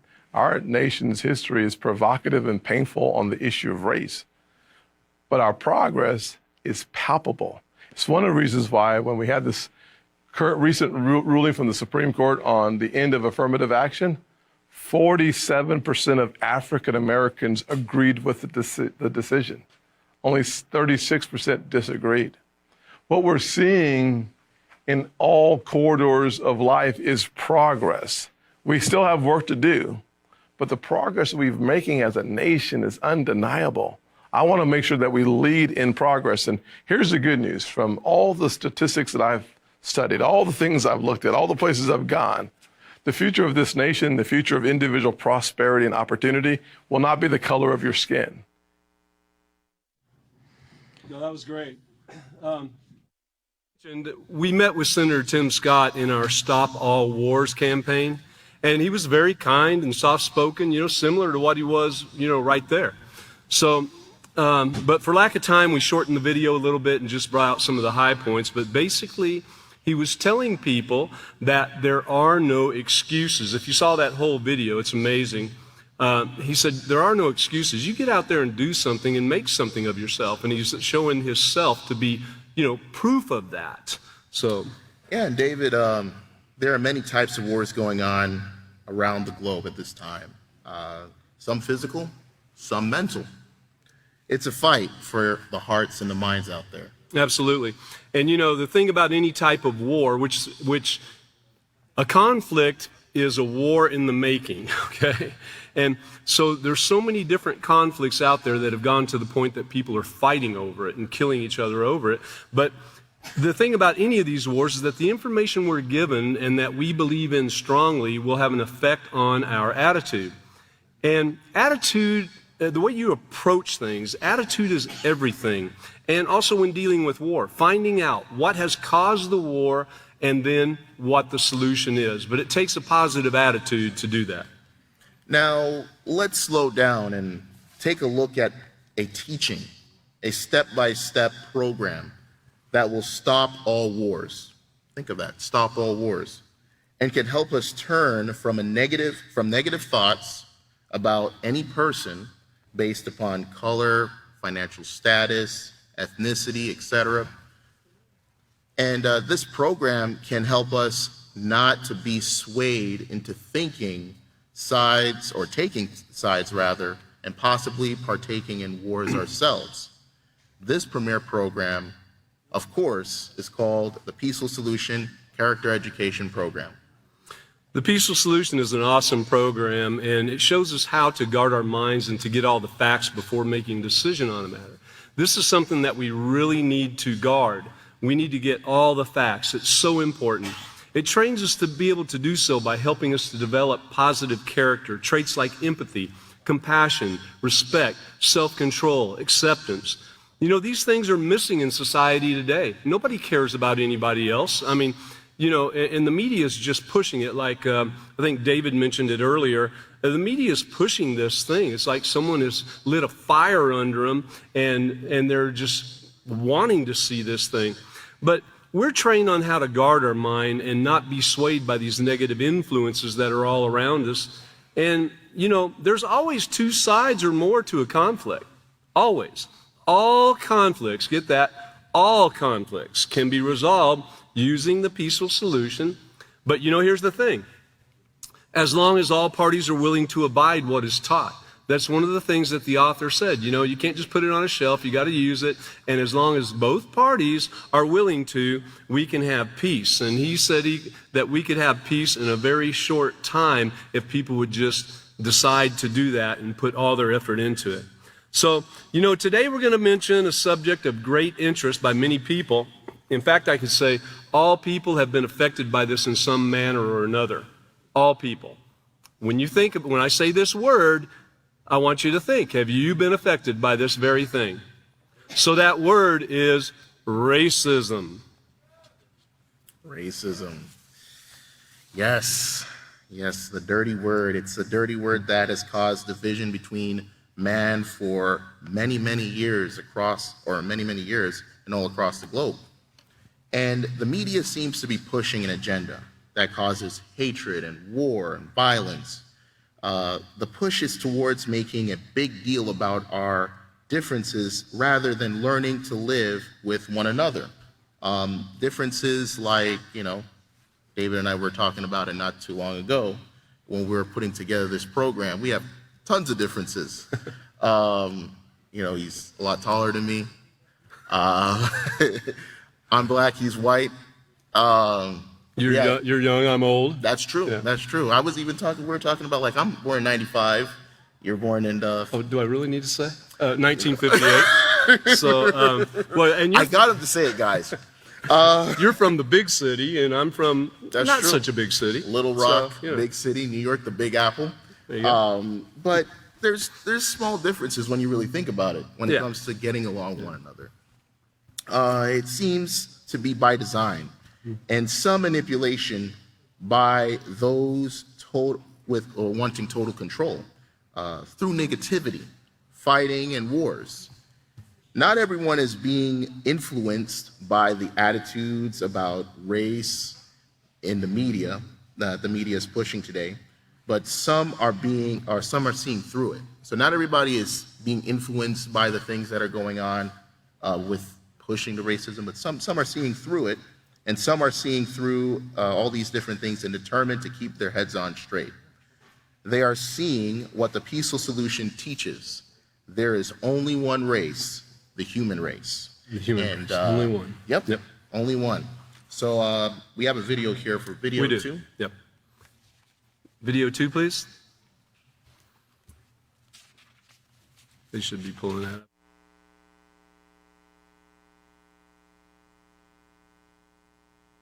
Why do people think you're a racist? Well, there's been a very effective campaign against the concept of colorblindness going back 50 years, but particularly in the last 10.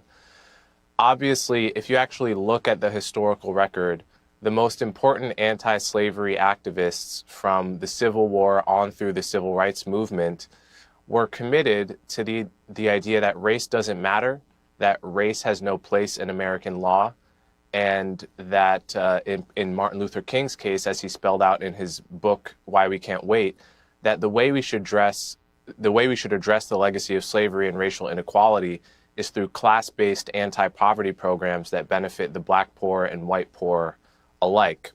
Now, that's my philosophy. The problem is there was an academic movement called critical race theory in the 80s and 90s that defined itself in opposition to the colorblind principle, that said the civil rights movement did not go far enough and that race has to be put on the front burner.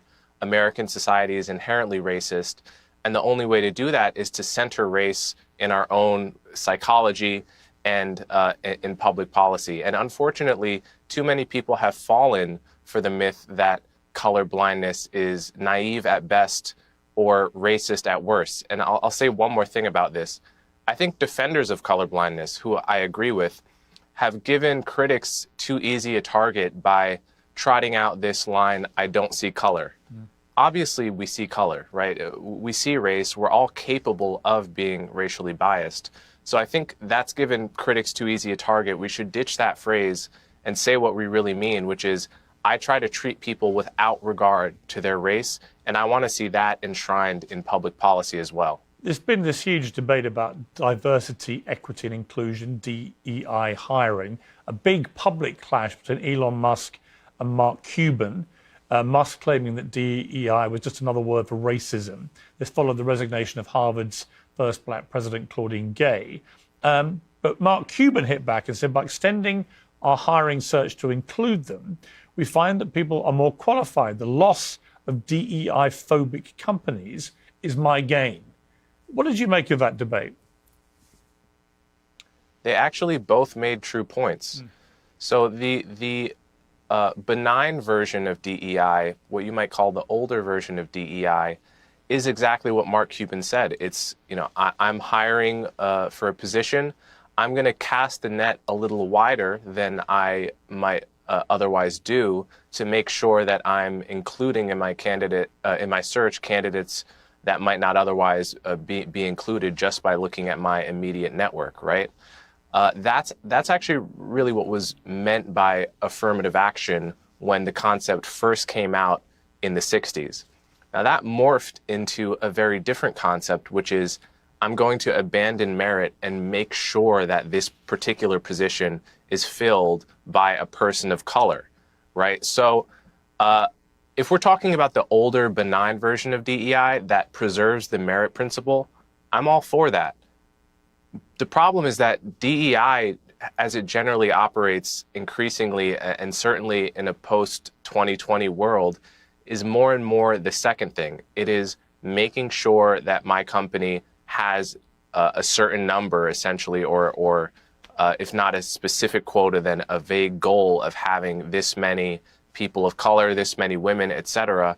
And that is a violation of the merit principle. Now, part of the reason that people that were so confused about this is because American law is actually very confusing. And this is one thing that came up in their debate where they both have good points.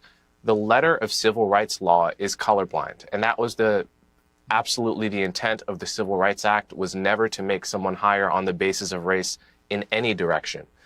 But over the decades, judges and executive orders have interpreted those laws to de facto require employees to consider and take race into account, or else be vulnerable to disparate impact lawsuits. So truthfully, America is in the legal regime is in a schizophrenic state right now. And I think that we ought to go back to the old benign version of DEI that Mark Cuban is saying he supports, and actually make that the reality rather than the toxic version that is the norm right now. So we would have liked to shown you a lot more of that video, but it was very long. And when listening to this, well, to me, he's a young man. When listening to this young man, he's got a lot to say, and it makes a lot of sense. It makes me think he might have been reading The Peaceful Solution also. And so, we were talking about, just like Daniel mentioned, he was from New York, I'm from Little Rock. And I know in my generation, I saw a lot of things. Little Rock, Arkansas, it's in the South. Slavery was very heavy there. The type of slavery that is not the right type, it was very prevalent. And I remember going into some places where there was actually a water fountain that said, for black people, and another one, white people only. I remember seeing that in my time. And I think it's something that, I'll let Daniel tell you the rest. But also in Little Rock, some of you remember we brought out before the Little Rock Central High and what was done there, and what a big deal it was just for 9 people to be able to go to school in this nice school with the best teachers in the state. You know, it was a big deal. They had to break out the National Guard, and then they had to bring in National Guard and federalize them from another state to actually protect these students going into the school. So it was a very big deal. So I've seen race riots, and I've at schools and so forth. I've seen a lot of things. And it's a little bit different with Daniel and his generation. Yeah, like we were talking about it earlier. You know, your generation and people back at that time had to deal with different things than my generation had to deal with. Like growing up in New York City, essentially a melting pot of different cultures. Different cultures like Caribbean cultures, black, white, Jewish, everything, you know, Arabic. And the main focus that I saw growing up, the way I was raised, now I was homeschooled, but the way I was raised was you treat people with respect, and you address them properly, politely, kind, respectful, compassionate. Absolutely. And, you know, you don't really treat people based off of the race thing. Now, not to say that there wasn't issues, you know, people would be disrespectful. Yeah, pockets of it. Pockets of it here and there. And I've noticed a lot of it more, you know, sometimes black on black, sometimes white on white. You know, there is a lot of issues where people didn't really, people were just fighting basically because they had issues with you, you know, and then that's where the peaceful solution would come in, where we would say, hey, we need to get along together and solve the problems the right way,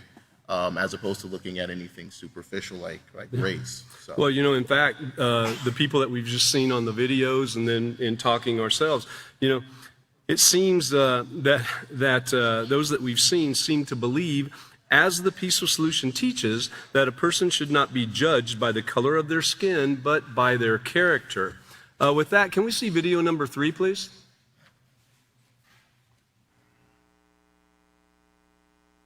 So can I go back to, because I thought what you said was fascinating, because you called it bull when you said people can't, you know, pull themselves up. Do you think that race plays a part in wealth distribution, or either a mindset that you can't Today? or cannot? Yeah. No. You don't? No, I don't. You and I, we're proof. Why would race have anything to do with it? Put your mind to what you want to do and go for that. It's kind of like religion to me. It's a good excuse for not getting there. Yeah.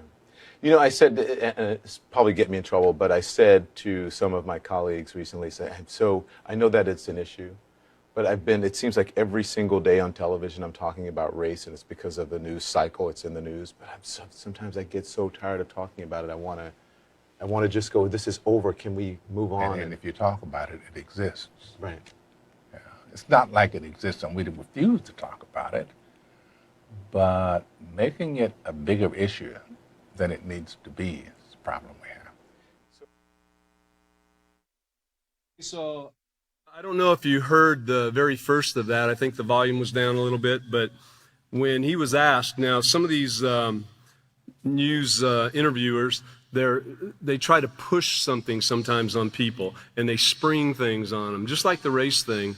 And Morgan Freeman, I watched this whole interview, and he wasn't going to be played. So when it was brought on to him about the race thing, he said, no, race has nothing to do with it. And he looked at him and said, look at you and me right here. This is proof that it has nothing to do with what you're able to accomplish. And so, you know, I just wanted to make that clear. And, you know, that actually reminds me of a chapter in the peaceful solution. I think particularly in the respect unit, but specifically on page 97 of the respect unit. Racism. Yeah. That's where it comes from. Well, here. Tell us what it says. Well, now that you mention it, there is value in the existence of all human beings, regardless of where they were born, the color of their skin, or their cultural practices. When people in society ignore or refuse to accept these facts, the result is disharmony, fear, and a society that cannot function at its optimal best. Disrespect for others because of their nationality or cultural belief is called racism. Racism promotes an ideology that there is a difference in the value of human experience and gives a false impression that one group of people is superior to another.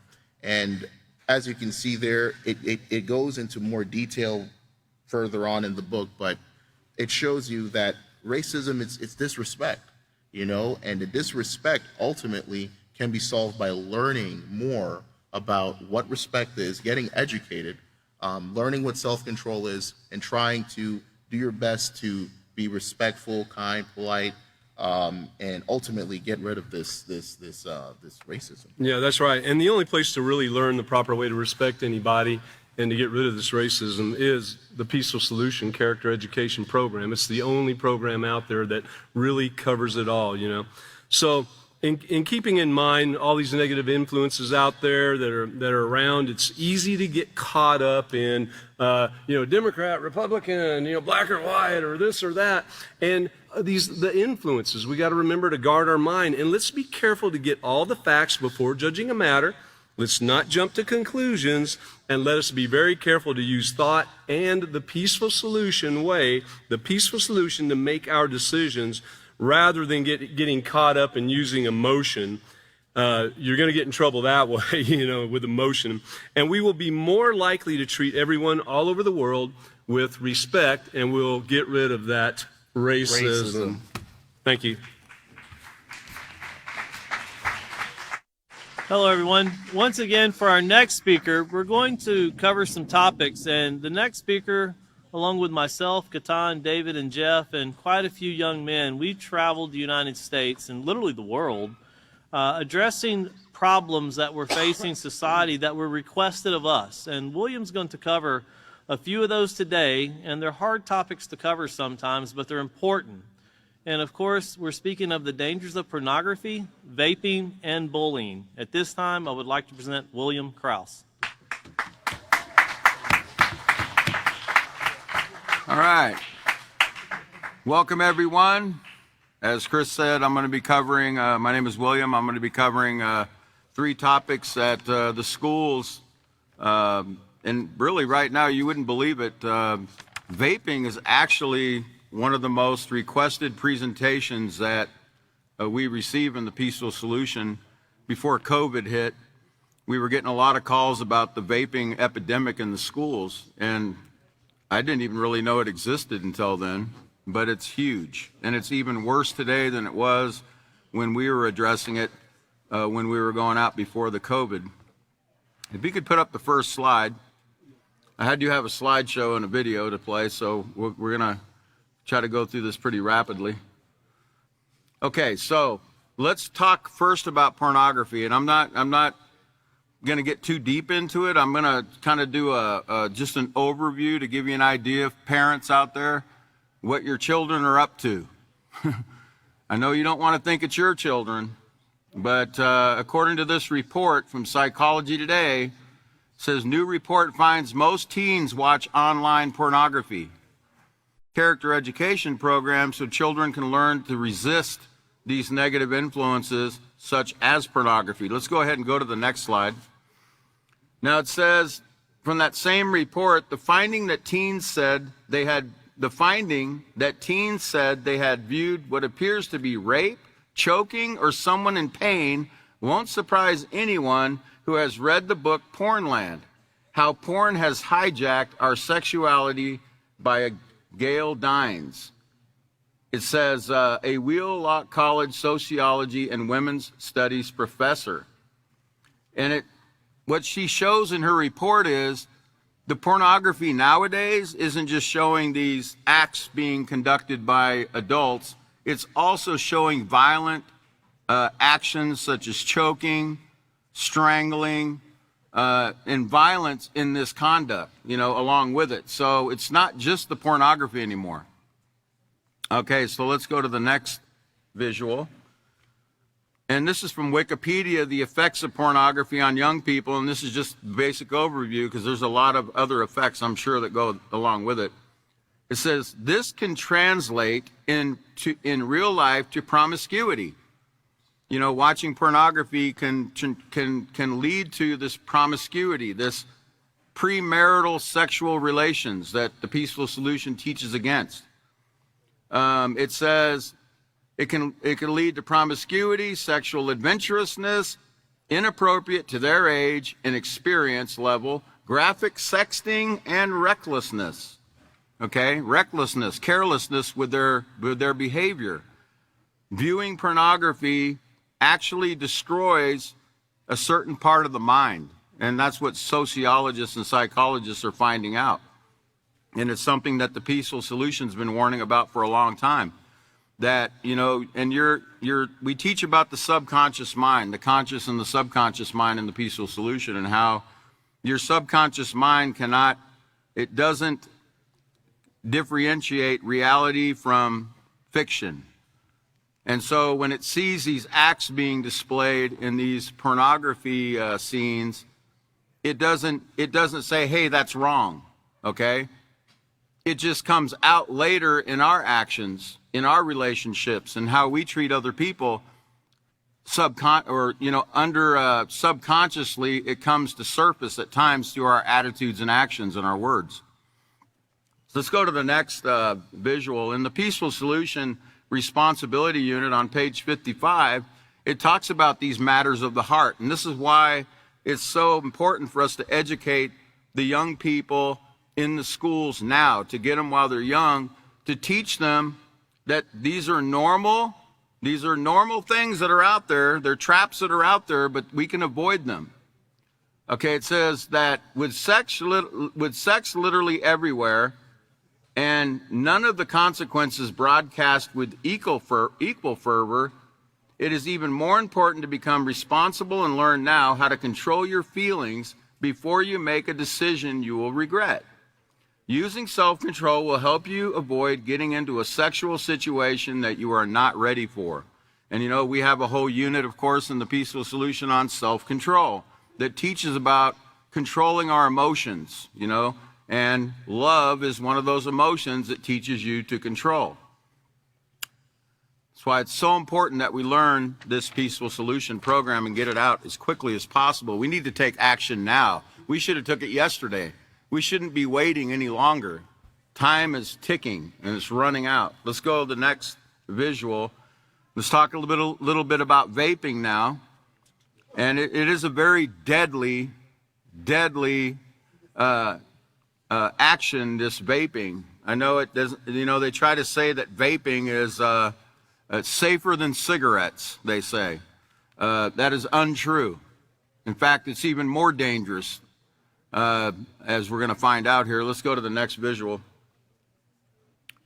And in fact, let's go ahead and play the video that I have on the vaping before we go to the next slide. Let's go ahead and play the video.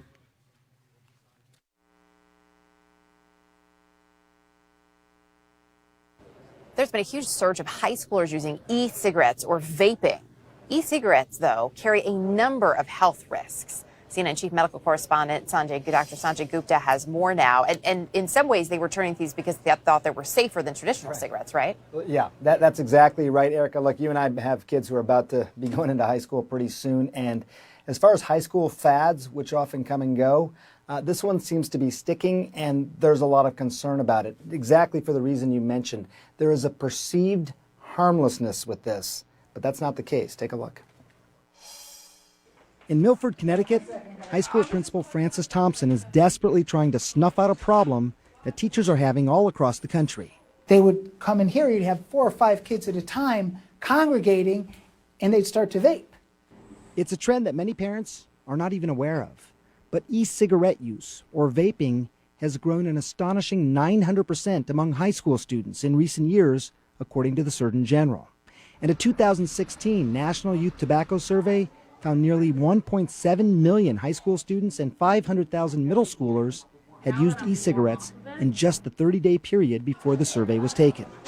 In Rentham, Massachusetts, Assistant Vice Principal Spencer Christie says he too is overwhelmed by this new and pervasive epidemic. Are jewel pods.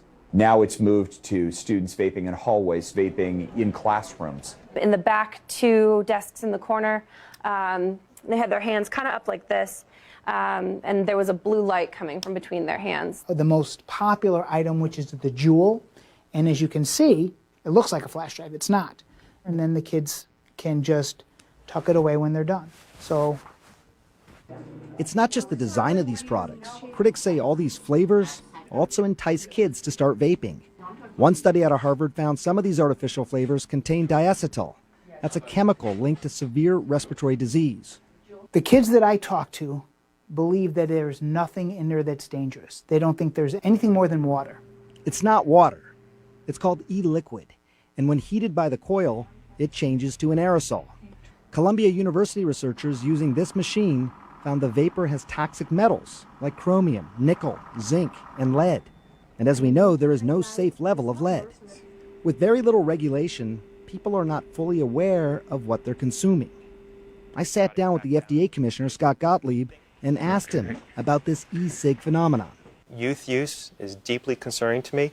We're going to be taking some enforcement actions very soon to target companies that we think are marketing products in ways that they're deliberately appealing to kids. I'm going to be having conversations with some of these companies, trying to inspire them, if I can, to take more corrective actions on their own. Don't forget, nicotine is one of the most addictive substances out there. I think it's the next epidemic among teenagers. Remember, Erica, e-cigarettes were marketed really as a smoking cessation tool, get people off of cigarettes. And there is some evidence that maybe in adults that has worked. But what's happening with kids, again, 900% increase over a 5-year period. Many parents are completely unaware of this. So those numbers are going up, and many of those kids, a quarter of them, are turning to regular combustible cigarettes as well. So It's a huge problem. It really is. Sanjay, good to have you here and good to highlight it as well. Thank you. You got it. Thank you. And that's the beauty of the peaceful solution is that, we like to educate parents that, hey, guess what your children are up to? Did you see that increase of 900% of children doing this, that they think it's completely safe? And by the way, consider this, nicotine is a drug. Nicotine is a drug. Marijuana, the cannabinoids in marijuana is a drug. Okay, these are drugs. These cigarettes are drugs. I know tend to think, I don't do drugs, I just smoke. No, you're doing drugs. It's addictive. It's nicotine. You wouldn't even be smoking them if there wasn't any nicotine in it. Right? Consider that. So let's go ahead and go to the next visual there about the vaping. Look at all these beautiful ingredients. Formaldehyde, lead. Lead. Is there any, as the Dr. Sanjay Gupta said there, is there any safe level of lead that you need to ingest? I don't think so. It's very harmful. Okay? So your health is your wealth. Your body is your brain. Deposit wisely, it says. Don't be putting something in there, that isn't beneficial to you. And remember, you only get one body. You can't trade it in. You can't go to Best Buy and,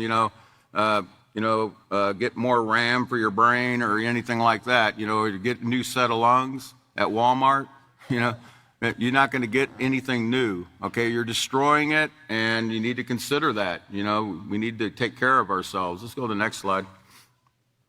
And these are just some of the Juul products that the doctor was talking about. Those are the most popular, and as you can see, children can be very sneaky with them because a lot of them look like those jump drives that you put in your computer.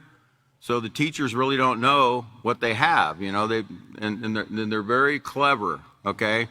In some cases, it reminds me of when I was in prison, prisoners always came up with these clever tactics to do things, Children are the same way sometimes, okay? They're very clever in their disguising these things. So parents, beware. You need to beware. You need to educate yourself. Education is the top character trait that we teach in this program. Education means getting all the facts, making sure they're correct before you decide, okay?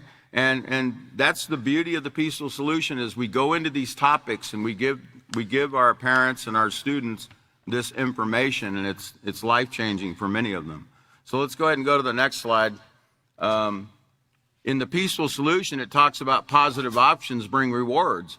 And it says a positive option is based on proven facts. By educating yourself, you can make intelligent moral choices. For example, you learn about the dangers of smoking and choose never to smoke. Setting your standards higher causes others to look to you for decisions. Okay? Setting your standards higher. And that's what we do in the Peaceful Solution. We aim to set a high moral standard for ourselves and others. Okay? So let's go ahead and go to the next. We go to the next slide after that. Let's talk a little bit about bullying now in my waning moments here. And there's many types of bullying that take place in our schools. You know, you have the physical, you have the social bullying, you have the verbal bullying, and you have the cyber bullying, you know, the computer, Facebook, or what is it now, X, other social media sites. It says students aged 12 through 18 experience various types of bullying, including being the subject of rumors or lies, being made fun of or called names or insulted, pushed, shoved, stripped or spit on, or tripped or spit on, leaving out, being left out or exclusion, threatened with harm. Others tried to make them do things they didn't want to do or they didn't feel comfortable with, or their property was destroyed on purpose. Okay? These are the types of bullying that many of the children in the schools are going through on a daily basis. Should any of our children go to school and face those kind of things? No, they should be able to go to school to learn, right? We go to school to get educated. We don't go to school to be harassed, intimidated, threatened, or anything like that. It shouldn't be this way. You know, we need to teach our children to value life, to value one another, to value themselves first, so they can learn to respect other people. And that's the beauty of the Peaceful Solution. We teach all those beautiful, positive character traits that are necessary for that growth, that moral growth and development. Let's go to the next slide. Next slide, please. Do I have another slide? I'm pretty sure I do. Well, patience is another virtue that we teach in the Peaceful Solution. You know, there we go. Okay. Did you skip one? Can you go back? Can you go back one? There we go. So, in the Peaceful Solution, in the self-control unit on page 68, it says a society is successful when its members are knowledgeable, educated, and morally responsible for each other. Okay? That's how we're going to be successful, is if we all work together, we all get educated in the Peaceful Solution, and we become morally responsible to one another. Now, we know what the problems are. We know about the vaping. We know about the bullying. We know about the, what was the other subject I brought? What was it? Pornography. Thanks, I forgot. Okay, so we know about all those things, right? So what's the solution to this problem? Let's go to the next slide. Remember this morning, one of our speakers talked about stopping all wars. And to stop all wars, you know, first you have to slow down and assess what's going on. Well, we know what's going on. We've got a problem. You know, we've got children that are doing things that are destroying their minds and their bodies. And we've got parents that don't know what's taking place, okay? And they need to wake up. Step 2, we have to admit that we need to change, and we have to be quick about it. I said we needed to do it yesterday. What are we waiting for? We need, you know, don't complain about the problems that we're facing in our world. Do something about it. You can do something about it. You can call the Peaceful Solution, okay? And we'll help you.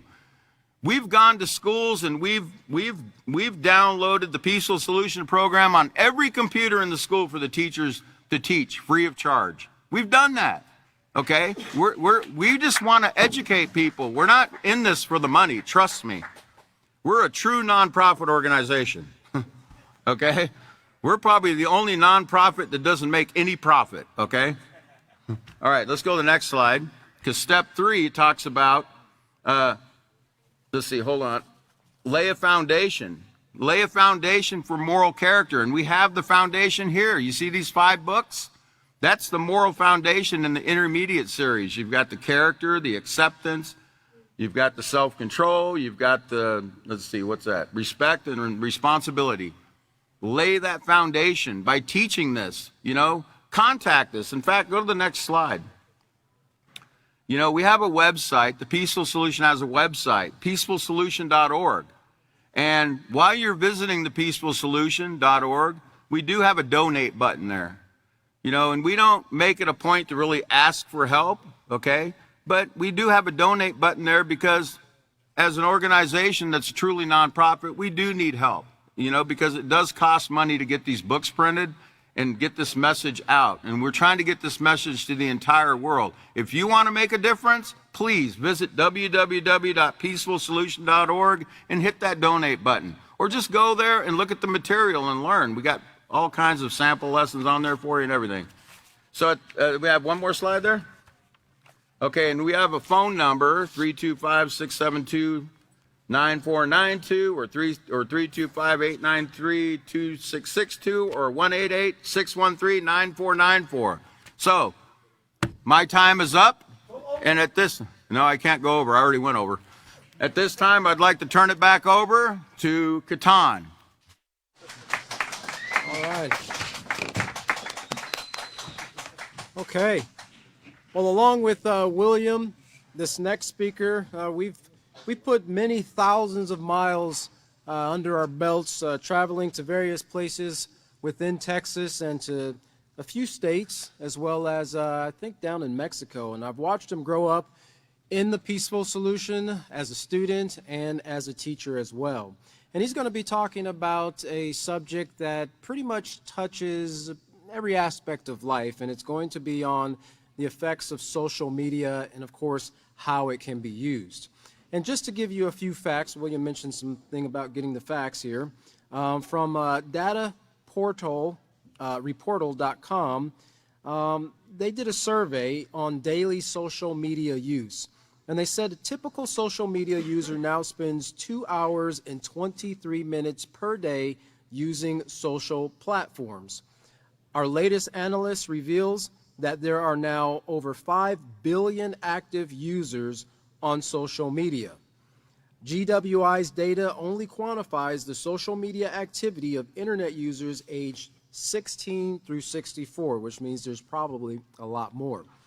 From Forbes.com, in a poll that was done of over 9,193 teens, the average age being 15.7 years of age, over 51% of teens, over half, 51%, spend a minimum of 4 hours daily on social media. And those teens that were surveyed were aged 13 through 19. At an average of 4.8 hours every day on social media, they found the average female spends nearly 1 hour at 5.3 hours more each day on social media than their male counterparts, who spend an average of 4.4 hours. 13-year-olds spend an average of 4.1 hours daily on social media. So if parents think they're going to restrict their child's social media, the teens surveyed said they spend 1.8 hours less, only about 2 hours less time on social media if their parents strongly disagree on restrictions. So it still affects everybody, and to learn a little bit more about social media, but how it can be used in a positive way, now turn it over to David. Thank you, Katan. Hi, everybody. So you heard the statistics that he brought out. You know, on average, we spend about an hour and a half every day, and that's spread out from, you know, teenagers to 64 years old, an hour and a half every day on social media. And the younger the age gets, the longer time is spent on social media. You know, from 13 to 18 years old, they were spending 4 to 5 hours on social media every single day. You know, in places like TikTok, YouTube, Instagram, Twitter, et cetera, et cetera, et cetera. Now, the point that I want to make today, you know, we've heard it talked about until we're blue in the face that social media can be bad. Social media, all the problems that social media can give us, you know, it's addictive, et cetera, et cetera, et cetera. And I want to talk about how we can use social media properly. How we can use social media properly, because it's obvious from the statistics that he read, nobody's getting away from social media. It's a part of society. Even if you're a parent and you restrict your kids' usage to it, they still have access to it, whether it's from a friend or, you know, from their own phone or whatever it might be. So it's here and it's probably here to stay. So how do we use it properly? How can we be safe on social media? There's a lot of talk about social media right now, you know, particularly TikTok. I don't know if you got to see the Senate meeting that they had with the TikTok CEO. It was a Senate judiciary hearing where they grilled that CEO for like 4 hours. And, you know, it was, you know how Mr. Salente said this morning, talked about how intelligent and smart these people are, these senators and congressmen. And it was kind of comical, but also kind of sad to see just how out of touch they are with, you know, the younger people and with society today, and grilling this man and asking him questions that were very irrelevant, that they obviously didn't understand how it worked. But so many people, you know, have a problem with social media. But the fact of the matter is, it's here to stay, and it's a tool. It's a resource, just like everything else in life. And how it's used determines whether it's positive or negative. So we've beat the social media is bad horse to death, in my opinion. So I want to show how we can all be cautious, how we can be safe using it, and how we can use it for a positive purpose by using it intentionally. And that's the key word here. We have to use it intentionally, with a purpose. So I want to cover the benefits of social media, why social media is important, the mental effects of social media and how to maintain mental health while using it, depression and its link to social media, addiction and prevention, dopamine, some positive social media habits, and safety, how to be safe. So what are the benefits of social media? You know, we live in a time where everybody is connected. You know, for one of the first times in history, you can talk to anybody in the world almost instantly. You can get a video on your phone, live, of something going on across the world, instantly. You know, news can be shared rapidly, instantly. You can see news, something occurring in in another country, in another city, another state. I remember reading a quote saying that this is the first world war, this coming war, you know, where we have the nations fighting, that will be televised, everyone can watch it on their phones, going on live as it's occurring. You don't have to wait for the news to bring it out. You can watch it as it's occurring. And, you know, I don't know if you're following, there's, you know, accounts of people who are actually in Gaza right now, and it shows the suffering that they're going through. And you can watch videos where she's just talking about the latest things that have occurred, and a bomb goes off behind her. You know, so these are things we can see live. And I think that's a plus, because it gives exposure to the things that are going on in the world. There's a lot of, as the previous speakers talked about, you know, a lot of racism and a lot of diversity, and that causes problems because people don't know how to accept diversity. With social media, you can talk to anybody in the world. You can understand what their cultures are. You can learn about them. That's a positive thing because it destigmatizes a lot of things and, you know, promotes that diversity. Health issues, mental health issues, can become more destigmatized. Meaning, you know, maybe I'm depressed or I have this mental health issue. Well, I might feel alone in that. You might feel alone in that. But realizing, you know, well, there's 20 or 30 other people on my feed today that have that same issue. Let's talk about it and let's work to solve it. So we can destigmatize a lot of these problems with social media because of a sense of community, a sense of gathering. Another positive thing about social media is free access to learning, free access to information, instant information, up-to-date information. You know, before social media, you would have to go to an encyclopedia to learn about a certain thing, and that information might be 20 years old. You can go to YouTube now, type in what you want to know, and find up-to-date scientific videos about what you're looking for, or how-to videos about what you're looking for. That's a positive thing. Connection with friends. You know, I remember when we used to come to these events, these Peaceful Solution events years ago, and, you know, you would see friends that you had from overseas, from across the country or from across the world, and you wouldn't see them or talk to them again for another 6 months. And then you'd see them again and you'd catch up. Now, you can get on WhatsApp and talk to your friend in the UK or talk to your friend in Trinidad or instantly. That's a positive thing. So another thing too is there's groups you can be a part of. The Peaceful Solution has groups you can be a part of, and there's many groups, educational groups, things that you can be a part of to learn on social media. So to me, the positive outweighs the negative, if it's used for positive, of course. Now, it's very, very important that we understand the dangers if we're going to use social media properly. These apps, Facebook, Instagram, TikTok, YouTube, on and on, they're all vying for your attention. And they're not designed, per se, with the user's well-being in mind. They're designed for profit. They're designed so, Instagram wants you to spend as much time as you can on Instagram. TikTok wants you to spend as much time as you can on TikTok. So they're designed to be addictive. They are. And they're designed to generate engagement. And I don't know how many of you have taken like a social media marketing course or anything like that, but you'll learn how to, create thumbnails that grab the user's attention so they click on your video and they watch it. How to get them to watch the first few minutes of your video so it shows up on other people's feeds. Or, how when you download a social media app and you click, I agree to those terms and conditions, they're like 5 pages and you never read all of them. Well, they're getting permission to listen to your microphone, to watch your eye movements, to see how long you're watching a video, where you're watching the video. And all these things, they're creating your feed. So these, like TikTok or YouTube, they'll have pretty much a pretty decent idea of who you are. And they show you videos that you will like so that you get on their app and you watch the videos. So you have to curate your feed. You do curate your feed. Your For You page is made up of what you watch and what you will watch. That's how they get you. So how do you do that positively? You consciously have to curate your feed. Meaning if you want to see videos that you value and that bring positivity into your life, watch those videos. Spend time watching those videos, search for those videos, watch positive videos, watch educational videos, things that teach you the things that you want to learn. That's why, you can have your feed and then you can look at someone else's feed and it's completely different. Because you curate your feed. So remember that. And, watch the things that are relevant to you instead of falling victim to just the machine, just spewing out whatever videos you want to watch and spending time watching it.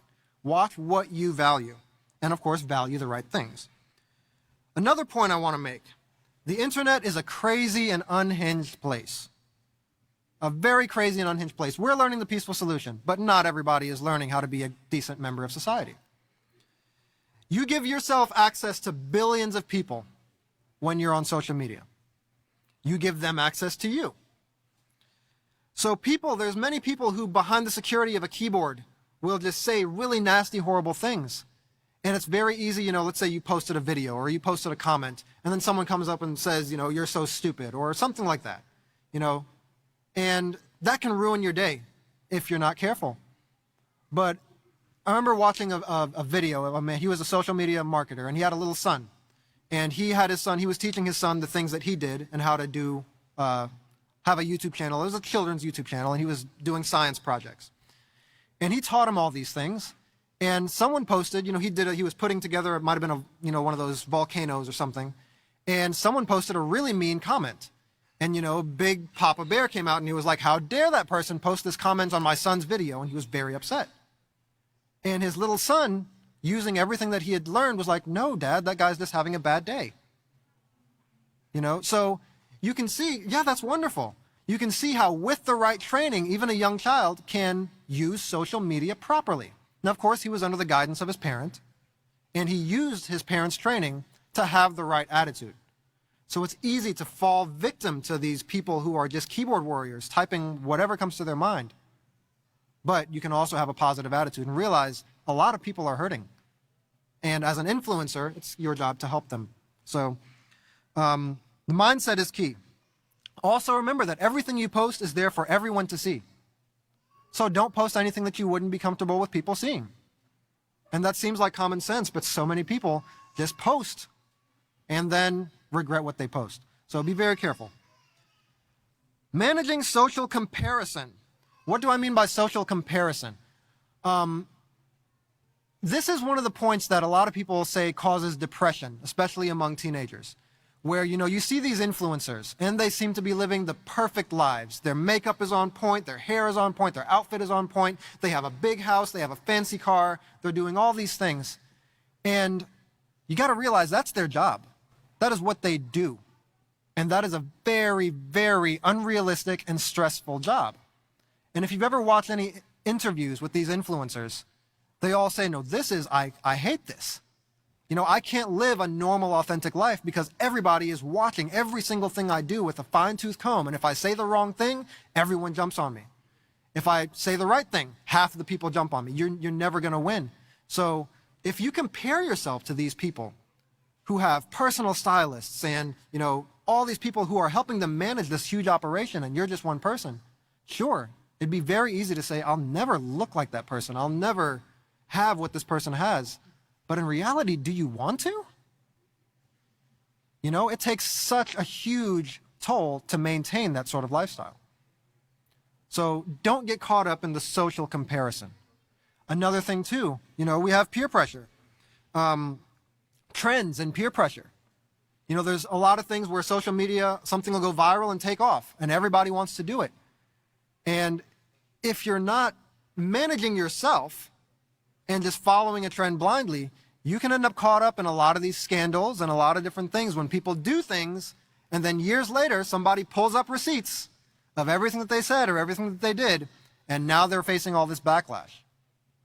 Because the trend that they did wasn't a positive trend, or the advice that they gave wasn't positive. So you have to have your moral baseline, and you can't veer from that. If you stick to that moral baseline, understanding what's right and what's wrong before you do it, you won't have to worry about that. So be careful who you emulate, because people get canceled very quick nowadays. Another thing I want to talk about is your online versus your offline identity. Now, I know I'm going through these things kind of fast because it's impossible to cover everything in 15 minutes about social media, but I want to hit these points. So your online versus your offline identity. Your identity online is an extension of yourself. Always remember that. Your identity online is an extension of yourself. It's not a fake identity, and it shouldn't be treated as one. It's not a way for you to lie to your peers or to your friends or to people online. It's not an excuse or a way to explore bad behavior that you wouldn't be able to explore otherwise. It's an extension of who you are. So remember that everything you share and everything you do can be pulled up years later and brought back to your face. So be very careful, and there's many examples of that. Now remember that I talked about social media is designed to be addictive. It's designed to be addictive, and a lot of the same things that cause addiction also cause depression. It's designed, TikTok, YouTube, all these things are designed to fuel your dopamine system. And when you're constantly, dumping dopamine and watching these things that are addictive, it's very easy to no longer become satisfied by what you watch. I'm sure many of us have, just sat there on our phone, doom scrolling, where we're just scrolling through videos. We don't even know what we're looking for. We don't even know what we're watching. We're just passing the time and scrolling. And you're kind of getting into that dopamine loop where you're looking for something to trigger your dopamine and to give you that high, and that's an addiction. So, we get so used to the constant stimulation that nothing actually works anymore, and that can kickstart depression, especially if you're already going through a bad situation. And the lady earlier talked about depression and just how bad it can get. So I'm running out of time here, but I want to cover two very important things, and two of the most important times in your life. They occur every single day, is before you go to bed and right after you wake up. Right after you wake up in the morning and before you go to bed. And a lot of people fill those times laying in bed trying to fall asleep scrolling on social media. Or when you wake up, you roll over and the first thing you do is grab your phone and scroll on social media. Why would you start your morning like that? Now, I'm asking myself this question. We've all done it.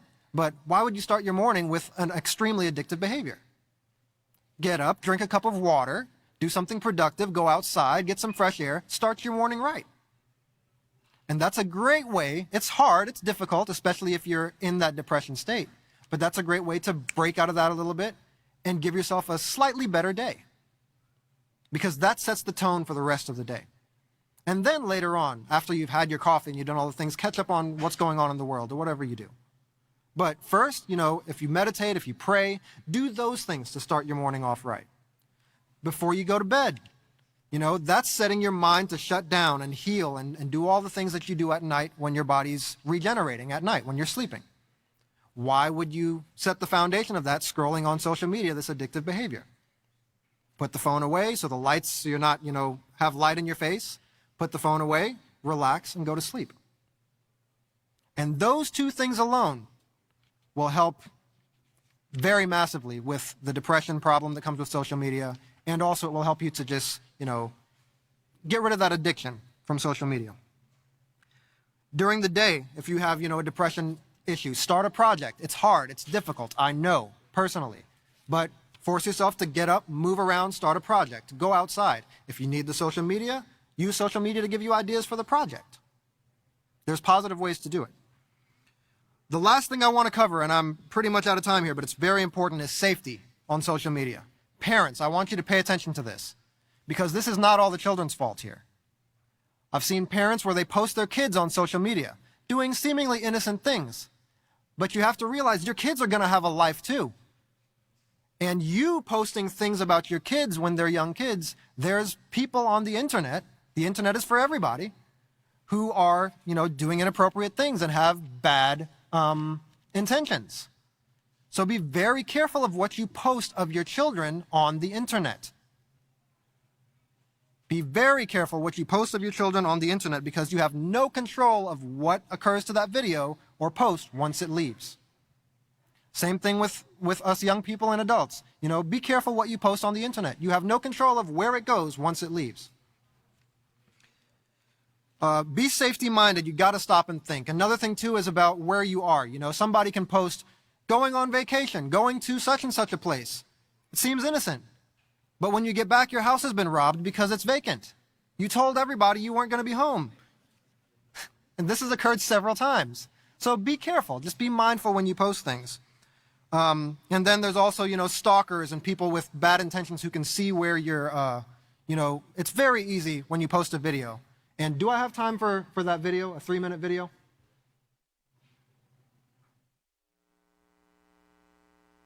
I have a video, and I think it's worth showing, because it shows just how easy it is for someone to find your location from a video that you post. Go ahead and play that video. You asked me to figure out where this video was recorded, so I did. Hi, I'm Jose Monkey, and I find people who ask to be found. Sergeant Derek shared this video with me and asked if I could help demonstrate something. I'll let the sergeant explain. Jose Monkey. I'm Sergeant Derek Boganchus of the Sheriff's Office, and I'm currently doing a presentation for numerous kids in our area about the dangers of social media and how it impacts their everyday lives. I'm asking that you find me in this location to see if we can prove to them how easy it is to be tracked just by a video online. Okay, so that's what I'm going to do. So what can we see? The first thing I noticed was this sign that says Sapphire's Reception Center. And guys, I'm going to stop right there and tell you that that alone is sufficient to find this location very quickly. And that's in the first 3 seconds of the video. Seriously, anybody with access to Google can find this location just with that. Perhaps you think that's not the best demonstration though, it's too easy. But keep in mind that most people post videos with information like that all the time. And all it takes is one big clue like that to reveal your location to everyone who's watching. But let's say you're too smart for that. You would never include something so obvious in the background of your video. Fair enough. Let's find this place without using that information. If we watch the video, the name of your school on it, or maybe the name of a sports team that you play for. But if you want, we can exclude that clue too, because there's also a flag in the background here that's identifiable as an Indiana state flag. Guys, there's almost always something in the video to tell you what state it is, a license plate, whatever. Okay, so I figured I should be looking in Indiana, but for what? Remember that building I showed you with the blue pointy structures and what might be a yellow and white logo? Can you think of any stores that look like that? Like perhaps a Walmart? But say you don't want to do that. You could look at the Holiday Inn Express hotels instead. There are fewer of those in Indiana, about 70. And guys, that is something pretty much anybody can do with very little skill. But there are much faster ways to find this. Remember that water tower that we saw? Based on what we see in the video, I figure it's probably no more than a mile away. So if we look for Walmart stores in Indiana that are close to water towers and very close to gas stations, do you know how many there are? About a dozen. And the sergeant was across the street from this one. You were standing here, near Sapphire's Reception Center, in Portland, Indiana. I used Google Street View to confirm the view of the gas station and the Walmart, and I could also see that Holiday Inn Express down the road. And based on what I can see, I think the sergeant was standing right here to record the video. Guys, this only took me about 10 minutes, and that was without using the big clue about Sapphire's Reception Center. And I have found hundreds of locations from videos just like this when people ask me to do that. Guys, please be careful sharing things online. Double check everything that you post before you post it to make sure you're not revealing more than you intend. That took him 10 minutes. And he has hundreds of these videos and it's just to raise awareness that if you're outside and you're just, posting a casual video, anybody can find out where you are. So just be very careful and be very mindful. Remember what the guest speaker this morning talked about. Spend your time being physically fit, mentally fit, spiritually fit. Work on yourself. And that's the attitude that you have to go into social media with. And if you do that, you will be safe on social media. So use that well. Now, the next speaker is a speaker who's been with the Peaceful Solution for years. He was there when it was being put together. And he's always done very well at talking about war and the problems going on in society today on an international scale. Because, the war in Gaza is going on. We have the Russia and NATO conflict. And there's, India and Pakistan. There's so many wars constantly going on in the world all the time because of the differences that we discussed earlier. So the next speaker is going to go into a bit more detail on that. And without any further delay, I'd like to turn it over to Yedidia Hawkins, who has an audio speech for us. Well, greetings, everyone, in this Peaceful Solution setting that we are here today in. This is Yedidia Hawkins, again, being able to humbly come before every one of you. I wanted to bring some things to your attention here. As we're studying, we're training for this program, we're training to learn how to help people to better their character in every aspect of life that they walk. I want to talk about a little bit what's taking place in the world right now, because right now that you currently see on the news, you see a situation in the world today where many innocent people are dying, and almost in every nation, and it's on a daily basis. And it's sad because as many times as we see the world leaders get together and present solutions to some of these problems, we always seems like it starts strong and it looks like it's going to work, but then all of a sudden it hits a wall and it just comes to a complete abrupt stop. And when it does, it seems to affect more lives even worse than it was to begin with. And that's the situation we're seeing in Israel today, in Gaza. You see them trying to come to a solution from the rut that they got themselves into. And what you see that rut is that you have nothing but retaliation, and you have more war, and then you have more retaliation. You have people you have animosity build up. You see that there is no self-control among each other. You don't see that there's no respect taking place between each other. And so when the leaders of our nations get together to try to bring a solution, as you've seen in the United Nations recently here, the United States tried to bring some solution up. Well, Russia says they'll win everything, all of the wording, how they word things now. So they're wording a total ceasefire. Well, they're saying a ceasefire, but to a certain extent. We want this part of it to be a part of a ceasefire. And they said, well, no, we can't agree to that. So you see, the minds of our leaders are struggling to find a peaceful solution, and no one can agree upon anything. So while they're fussing and arguing that's going on and the bickering going on back and forth and trying to solve this, you have thousands of people that are stuck in between and that are suffering at this time. They're starving. There's no care or concern for anyone there. And even though you have all the constituents that are meeting and sitting down in the United Nations, there's still nothing getting resolved, to the point to where you see a lot of hatred and anger actually building up. But this is all part of what we're seeing about the character of society today. We see how low are the character of the nation, the character of people in society in general are being brought down. And you see it on a daily basis, and every day we see it going worse and worse. Well, this is why we have this opportunity here as part of this training program and being trained as these teachers of the character education program. That's the ultimate result. Your character, building the character, your character, developing the character is the ultimate result of what this program's about. And there are different steps that are to be taken in order to build this character. And why is it important that you build your character? Why is it important that we learn this and learn to implement this character education program within our lives, but not only our lives, but in the lives of those also around us? Because you are the answer to what you see taking place in this world today. You are the solution. You are the one that's going to help these people, help them get back their lives, and help them and teach them how the future to come here. You know, but the first thing you have to do and to work at this is that you have to have a toolbox. I refer this to the old toolbox method. It's the character education toolbox that we have here. Well, in this toolbox, you have various tools that are to be used in learning to develop this positive character that you yourself have to start learning and to learn, but also to better yourself at using these tools so you can be able to be sent help the situation in Gaza, to help the situation in African nations, to help what you see with the immigration problems going on, and the different things that you see taking place in society today as a whole, even within our education system within the schools. Now, part of the tools that we do have is acceptance, self-control, respect, responsibility. We also have in our toolbox here, it's called building moral excellence.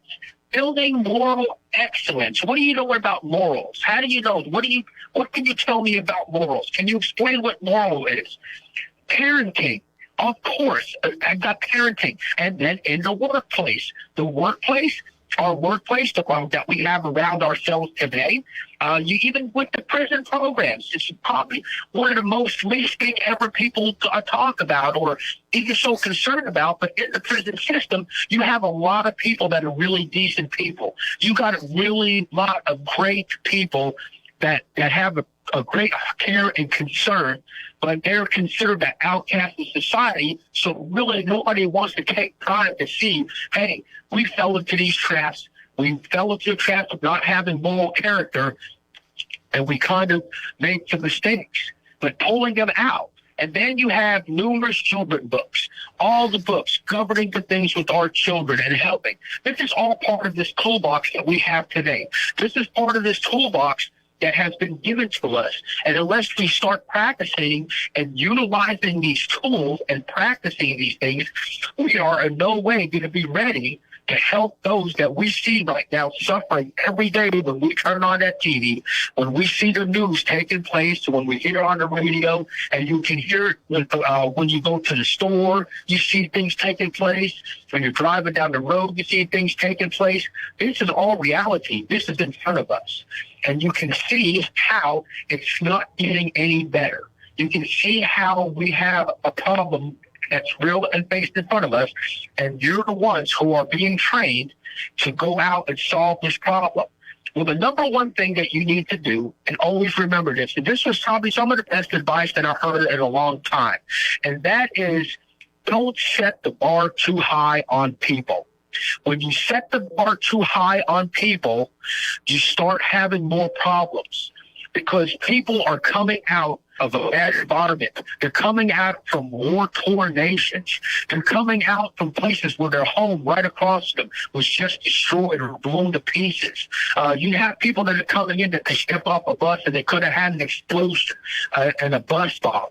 They could have been the recipient of robbery or something else that took place. There's so many things right now that's going on in the world to where you have people walking up to somebody in the street and just slapping them. Just slapping them for the fun of it for no reason. Now, here's this person that's been skittish, that's just got slapped real hard. Now they're going to come. They're skittish already. Now they come to you, and what are you going to do? Are you going to start pounding them and putting all this pressure on them and setting the bar high because of something that you learned in 30 years you expect them to learn in a couple of months? You see, this is why this education program is so vital to our lives and the things we do. You got to get them. The number one thing that you do is building a character is you got to get them to accept things. You got to get them to accept the balance. You got to get them to accept the fact that, no, we're not going to always be right on everything. No, we're not going to get everything right right from the start. No, it's something that we have to work at. We have to utilize these tools. It's a day-by-day process. You know, as soon as you start implementing this peaceful solution program, the first thing you're going to see is everything's going to look like a bombshell. A bomb went off in there.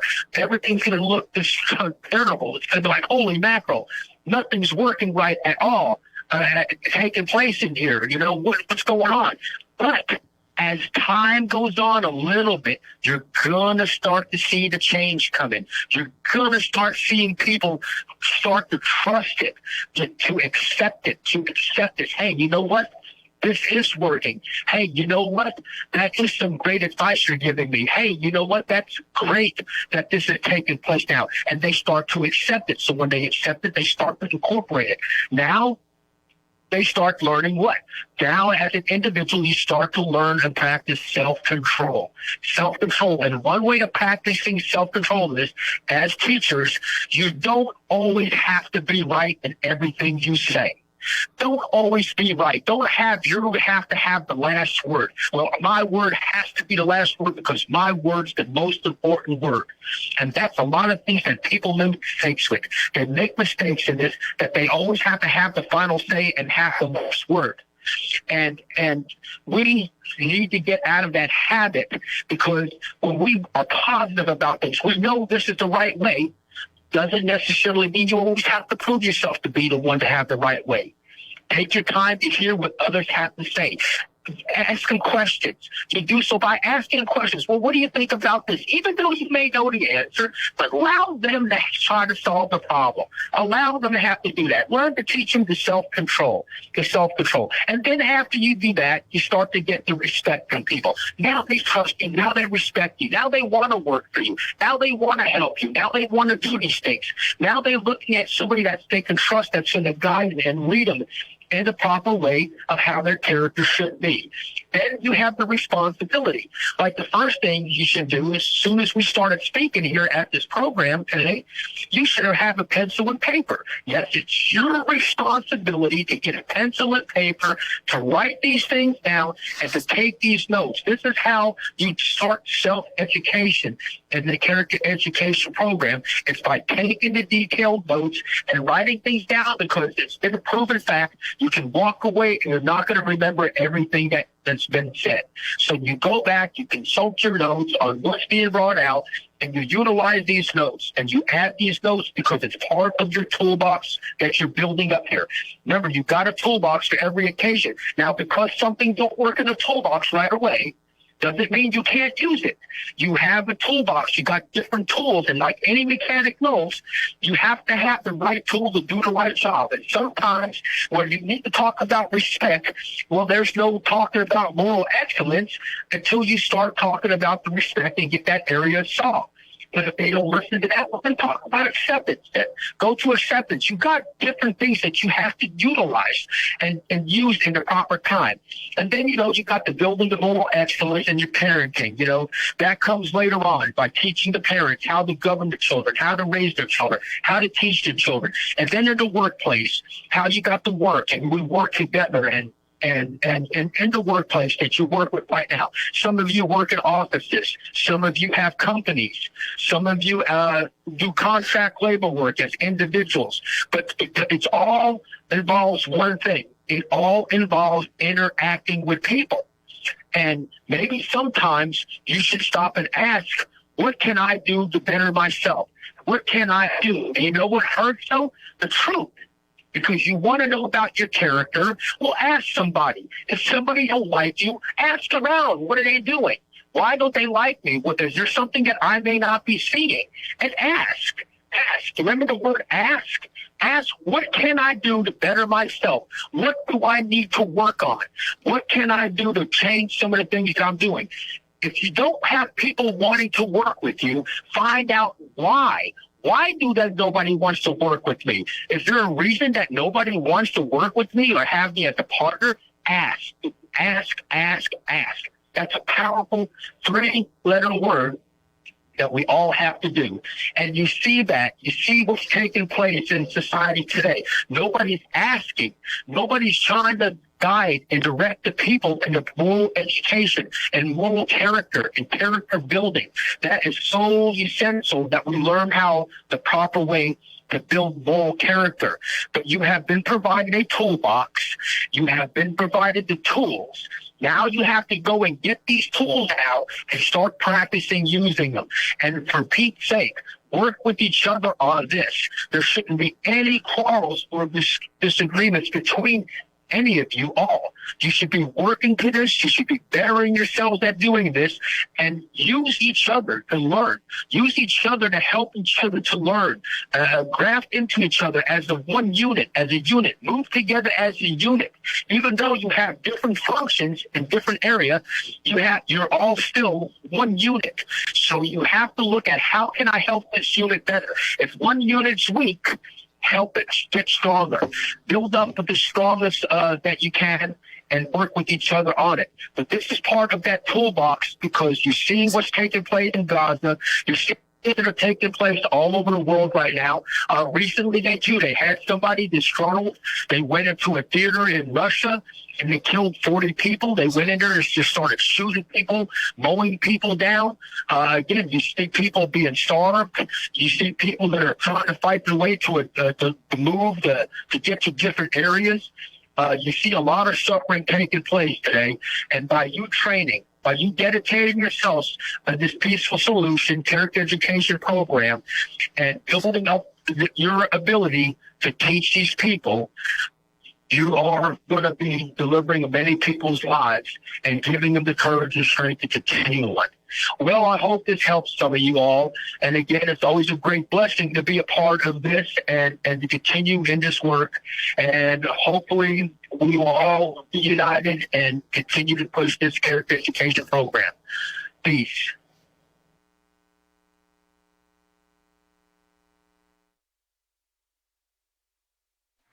Those comments, Yedidia, we really do appreciate it.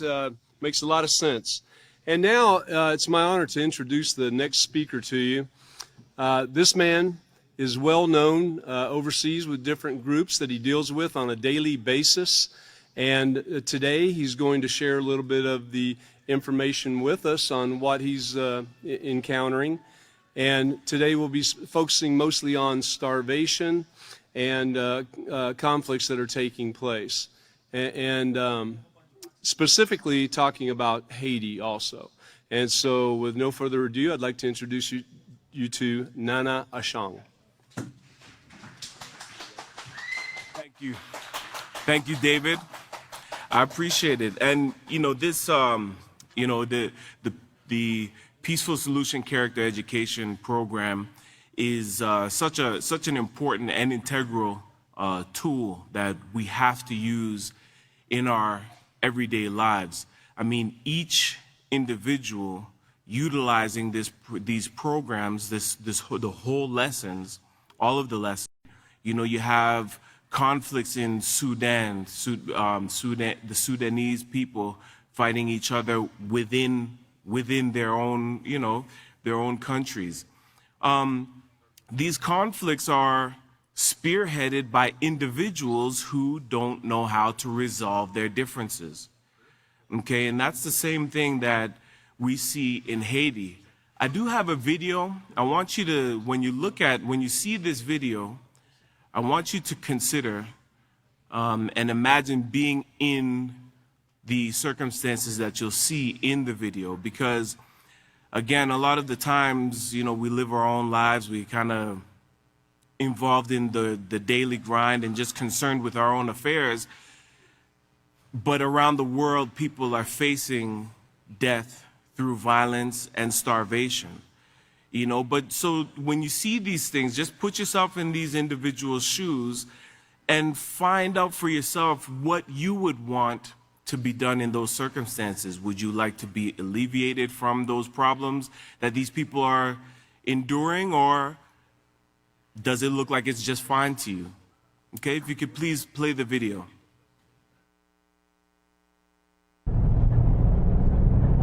It's being called apocalyptic. Some streets in the Haitian capital, Port-au-Prince, look like a war zone. Canada's embassy is on a major thoroughfare and has for more than a week been protected by Canadian Special Forces. The only safe way in or out is by helicopter. This was one of 9 airlifts to the Dominican Republic Thursday.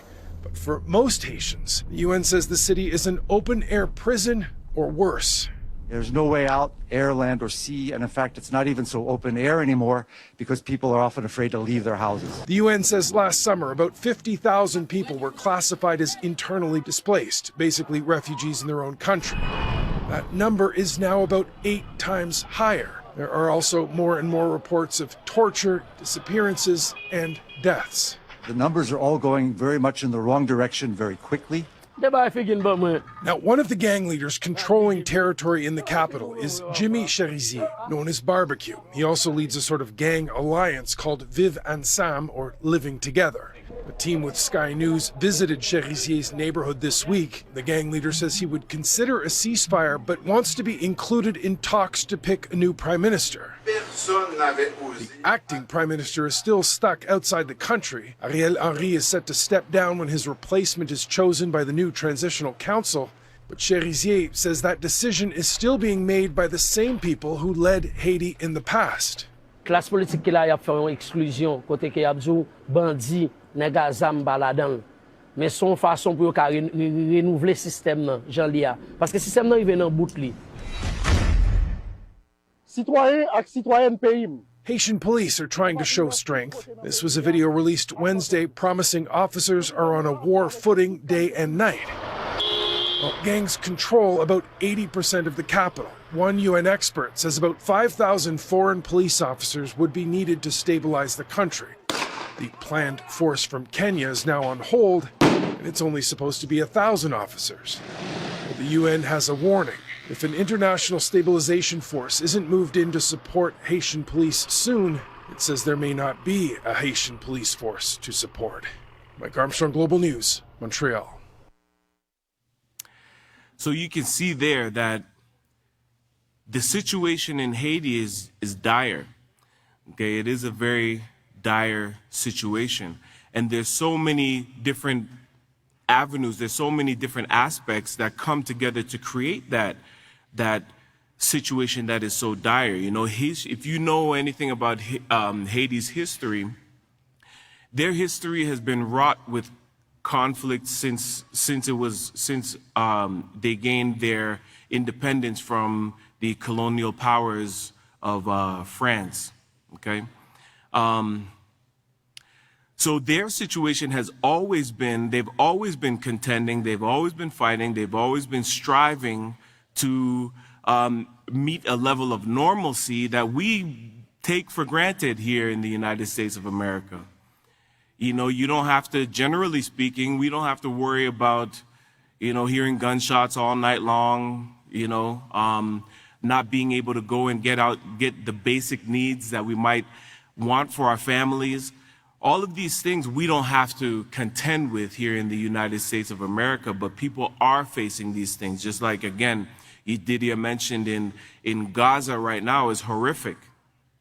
You know, it's horrific what children are experiencing, but particularly in Haiti, 80% of the country is under gang control, the control of various gangs in the streets. This is not even just like what they said.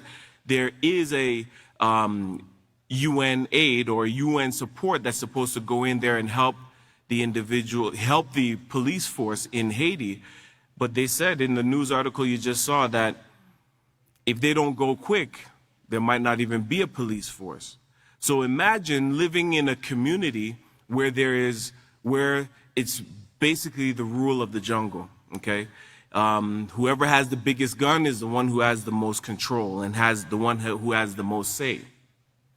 Now, Haiti also, they have a history of receiving aid from the UN, but the population themselves don't trust the United Nations to come in and offer them security, to offer them assistance, to offer them aid. The population of Haiti does not trust the United Nations to come in and truly assist them, because there are reports of rape and looting and stealing and thievery and all of these things by UN peacekeeping forces. Okay, so you can see what if a community, if individuals in the community, if the leaders are not taught in a moral stance, they won't be able to offer true peace and security even to themselves. They'll have to try to outsource their peace or outsource their security. And it begins in the household, it begins with the individuals. And that's a point that, you know, when we bring and teach the peaceful solution to various places around the world, that's the main point that we try to get across to all of them, is that everything starts with you, right? The longest journeys begin with the first step, and you are that first step. You know, if we would allow ourselves to really be considerate and really be thoughtful of what we're doing and why we're doing it. You know, one of the chiefest portions of having a positive moral character is to be educated, right? Having the education, knowing what the global environment is, knowing what your environment is, what the needs of your community is. And these are the things that that they're facing in Haiti. And again, just imagine yourself in that predicament.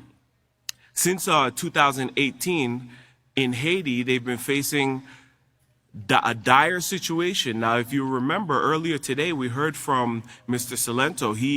When he was asked about the conflicts in Haiti, what he said was, this issue is much larger. What Haiti is experiencing is much larger and not just specifically isolated to Haiti itself, but a lot of it came from the lockdowns during the time period of COVID. There was a lot of economic distress that was placed on various countries because of those lockdowns. And of course, Haiti having already have been dealing with economic issues, food scarcity, and all of these things, it made it worse for them.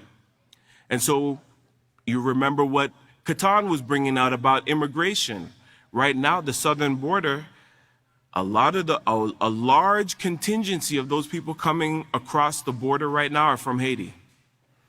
Okay, there's a large contingency. As a matter of fact, the Peaceful Solution has been able to deal with a lot of the people from Haiti that are coming through the American-Mexico border. Okay, so they are facing hardships that, again, is not only specific to them, but they are facing those hardships. We see here also that in Haiti, 65% of the population is under the age of 24. So these are children, right? The Peaceful Solution, we do teach that the children have to be informed, have to be educated, they have to know the right and proper way to conduct themselves. Otherwise, their future and the future of the world will be harmed because of their lack of ability to make right choices, right? The STOP acronym, which is so simple, and it seems so simple, but that's what's going to cause each and every individual to be able to move accordingly, to operate accordingly, to stop, think, consider your options, and proceed with the morally sound choice. Okay? Starvation is a huge issue. Starvation is a huge issue facing Haiti right now. Right now, reports show that starvation, that there's over 5 million people on the island, an island of 12 million, over 5 million people are facing food, what they refer to as food insecurity. In other words, they're going hungry. Okay, the hunger and the starvation in that area is to that degree. Now, famine is people actually dying from hunger. Okay, so famine, people are dying. 1 million people in Haiti are facing famine, which is people actually dying because of not having food. So these are the issues that are being faced in Haiti. And again, imagine it being on your front doorstep. Imagine not being able to feed your children or not being able to make a weekly wage to be able to sustain yourself, all because of conflict and the inability to resolve these conflicts. And that's why it's so important.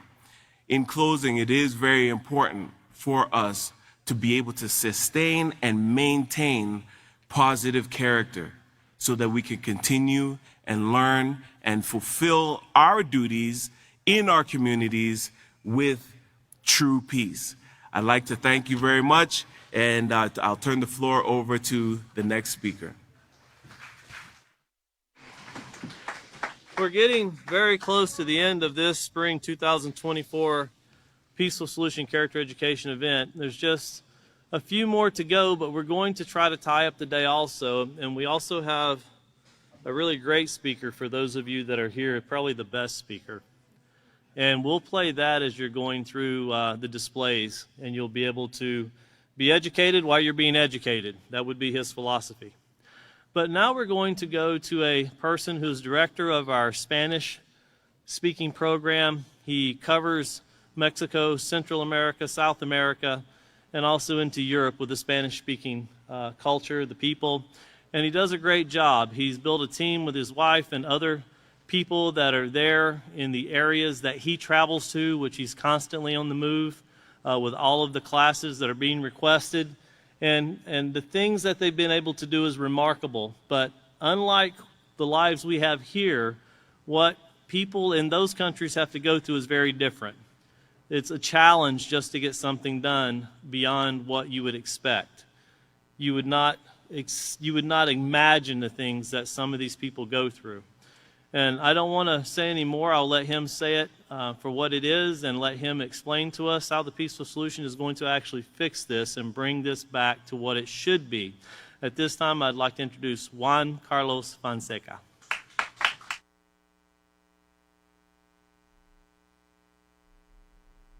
Hello, everyone. Hope everyone is enjoying the one-day event of the Peaceful Solution Character Education Program. My name is Carlos Fonseca, teacher and student of the Peaceful Solution Character Education Program in Latin America.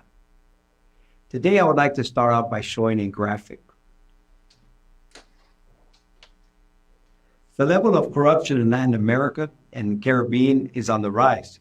This is one of the main conclusions of the Global Corruption Report study published this week by the Transparency International. Thus, 62% of the more than 22,000 people surveyed between May and December expressed that the level of illegal practices related to public services had increased in the last year, while only 10% of them stated that these had decreased. And today, several Latin American countries have recently become fertile ground for criminal networks and human rights abuses. This phenomenon is what placed Nicaragua, Honduras, Haiti, and Venezuela as the most corrupt countries in the region. As we can see, in Latin America, violence, corruption, drug abuse have long plagued our communities. But today, hope has emerged in the form of the Peaceful Solution Character Education Program. It all began with the desire to instill values such as empathy, respect, self-control, nonviolence in the minds of our youth. And through the elementary series, the junior high series, and now even the parenting manual, we have equipped them with the tools they need to face life's challenges without resorting to violence or succumbing to the temptations of drug addiction and corruption. The impact is able to be felt everywhere.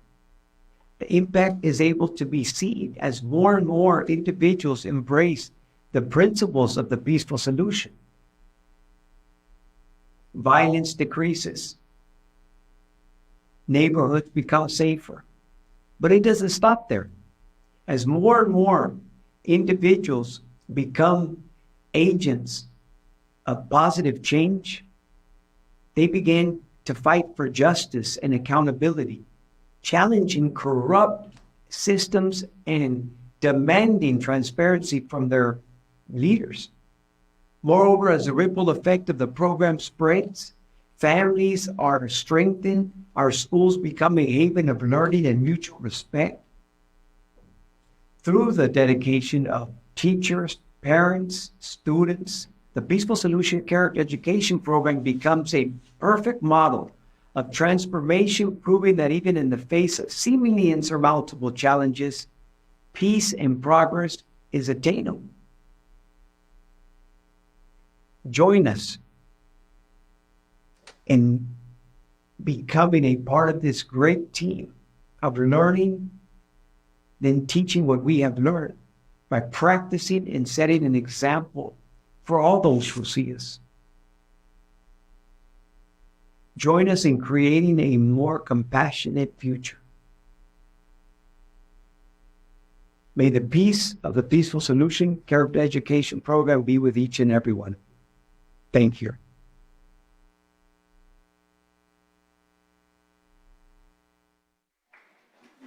Buenas tardes, tengan todos ustedes una invitación. ¿Qué esperas para unirte, para sumarte al aprendizaje del programa La Solución Pacífica Educación en Carácter?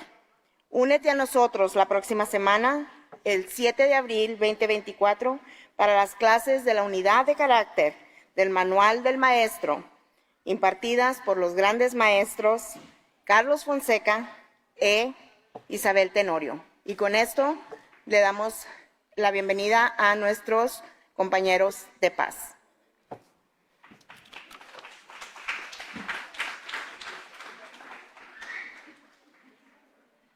That concludes today's teaching and speaking session. Everyone give a round of applause to the speakers that we had today.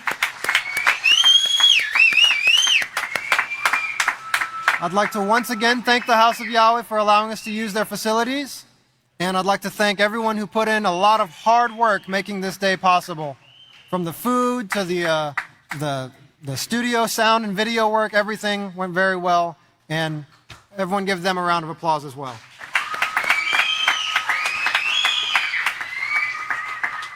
Okay, so we have a display that they put a lot of work into putting together. And I have an announcement. All females are invited to the display on the east side of this building beginning now and will end in 2 hours. So that's going to be at approximately 6:30. At 6:30 p.m., we will ask the females to exit this building so our male partners of peace can come over to enjoy the displays. Mothers and girls, the children's displays are set up in meeting room 5 and 6 on the north side of the building. That's for the children. Meeting rooms 5 and 6 on the north side of this building. Please follow the signs or look for our ushers who can direct you to meeting rooms 5 and 6 if you need the help. Thank you very much. So at this point, we will go ahead and turn it over to the displays. And men, in 2 hours, y'all can come back and look at the displays and walk through them and enjoy them as well. Please stay. We have some videos that are going to be playing as well. Have a wonderful evening.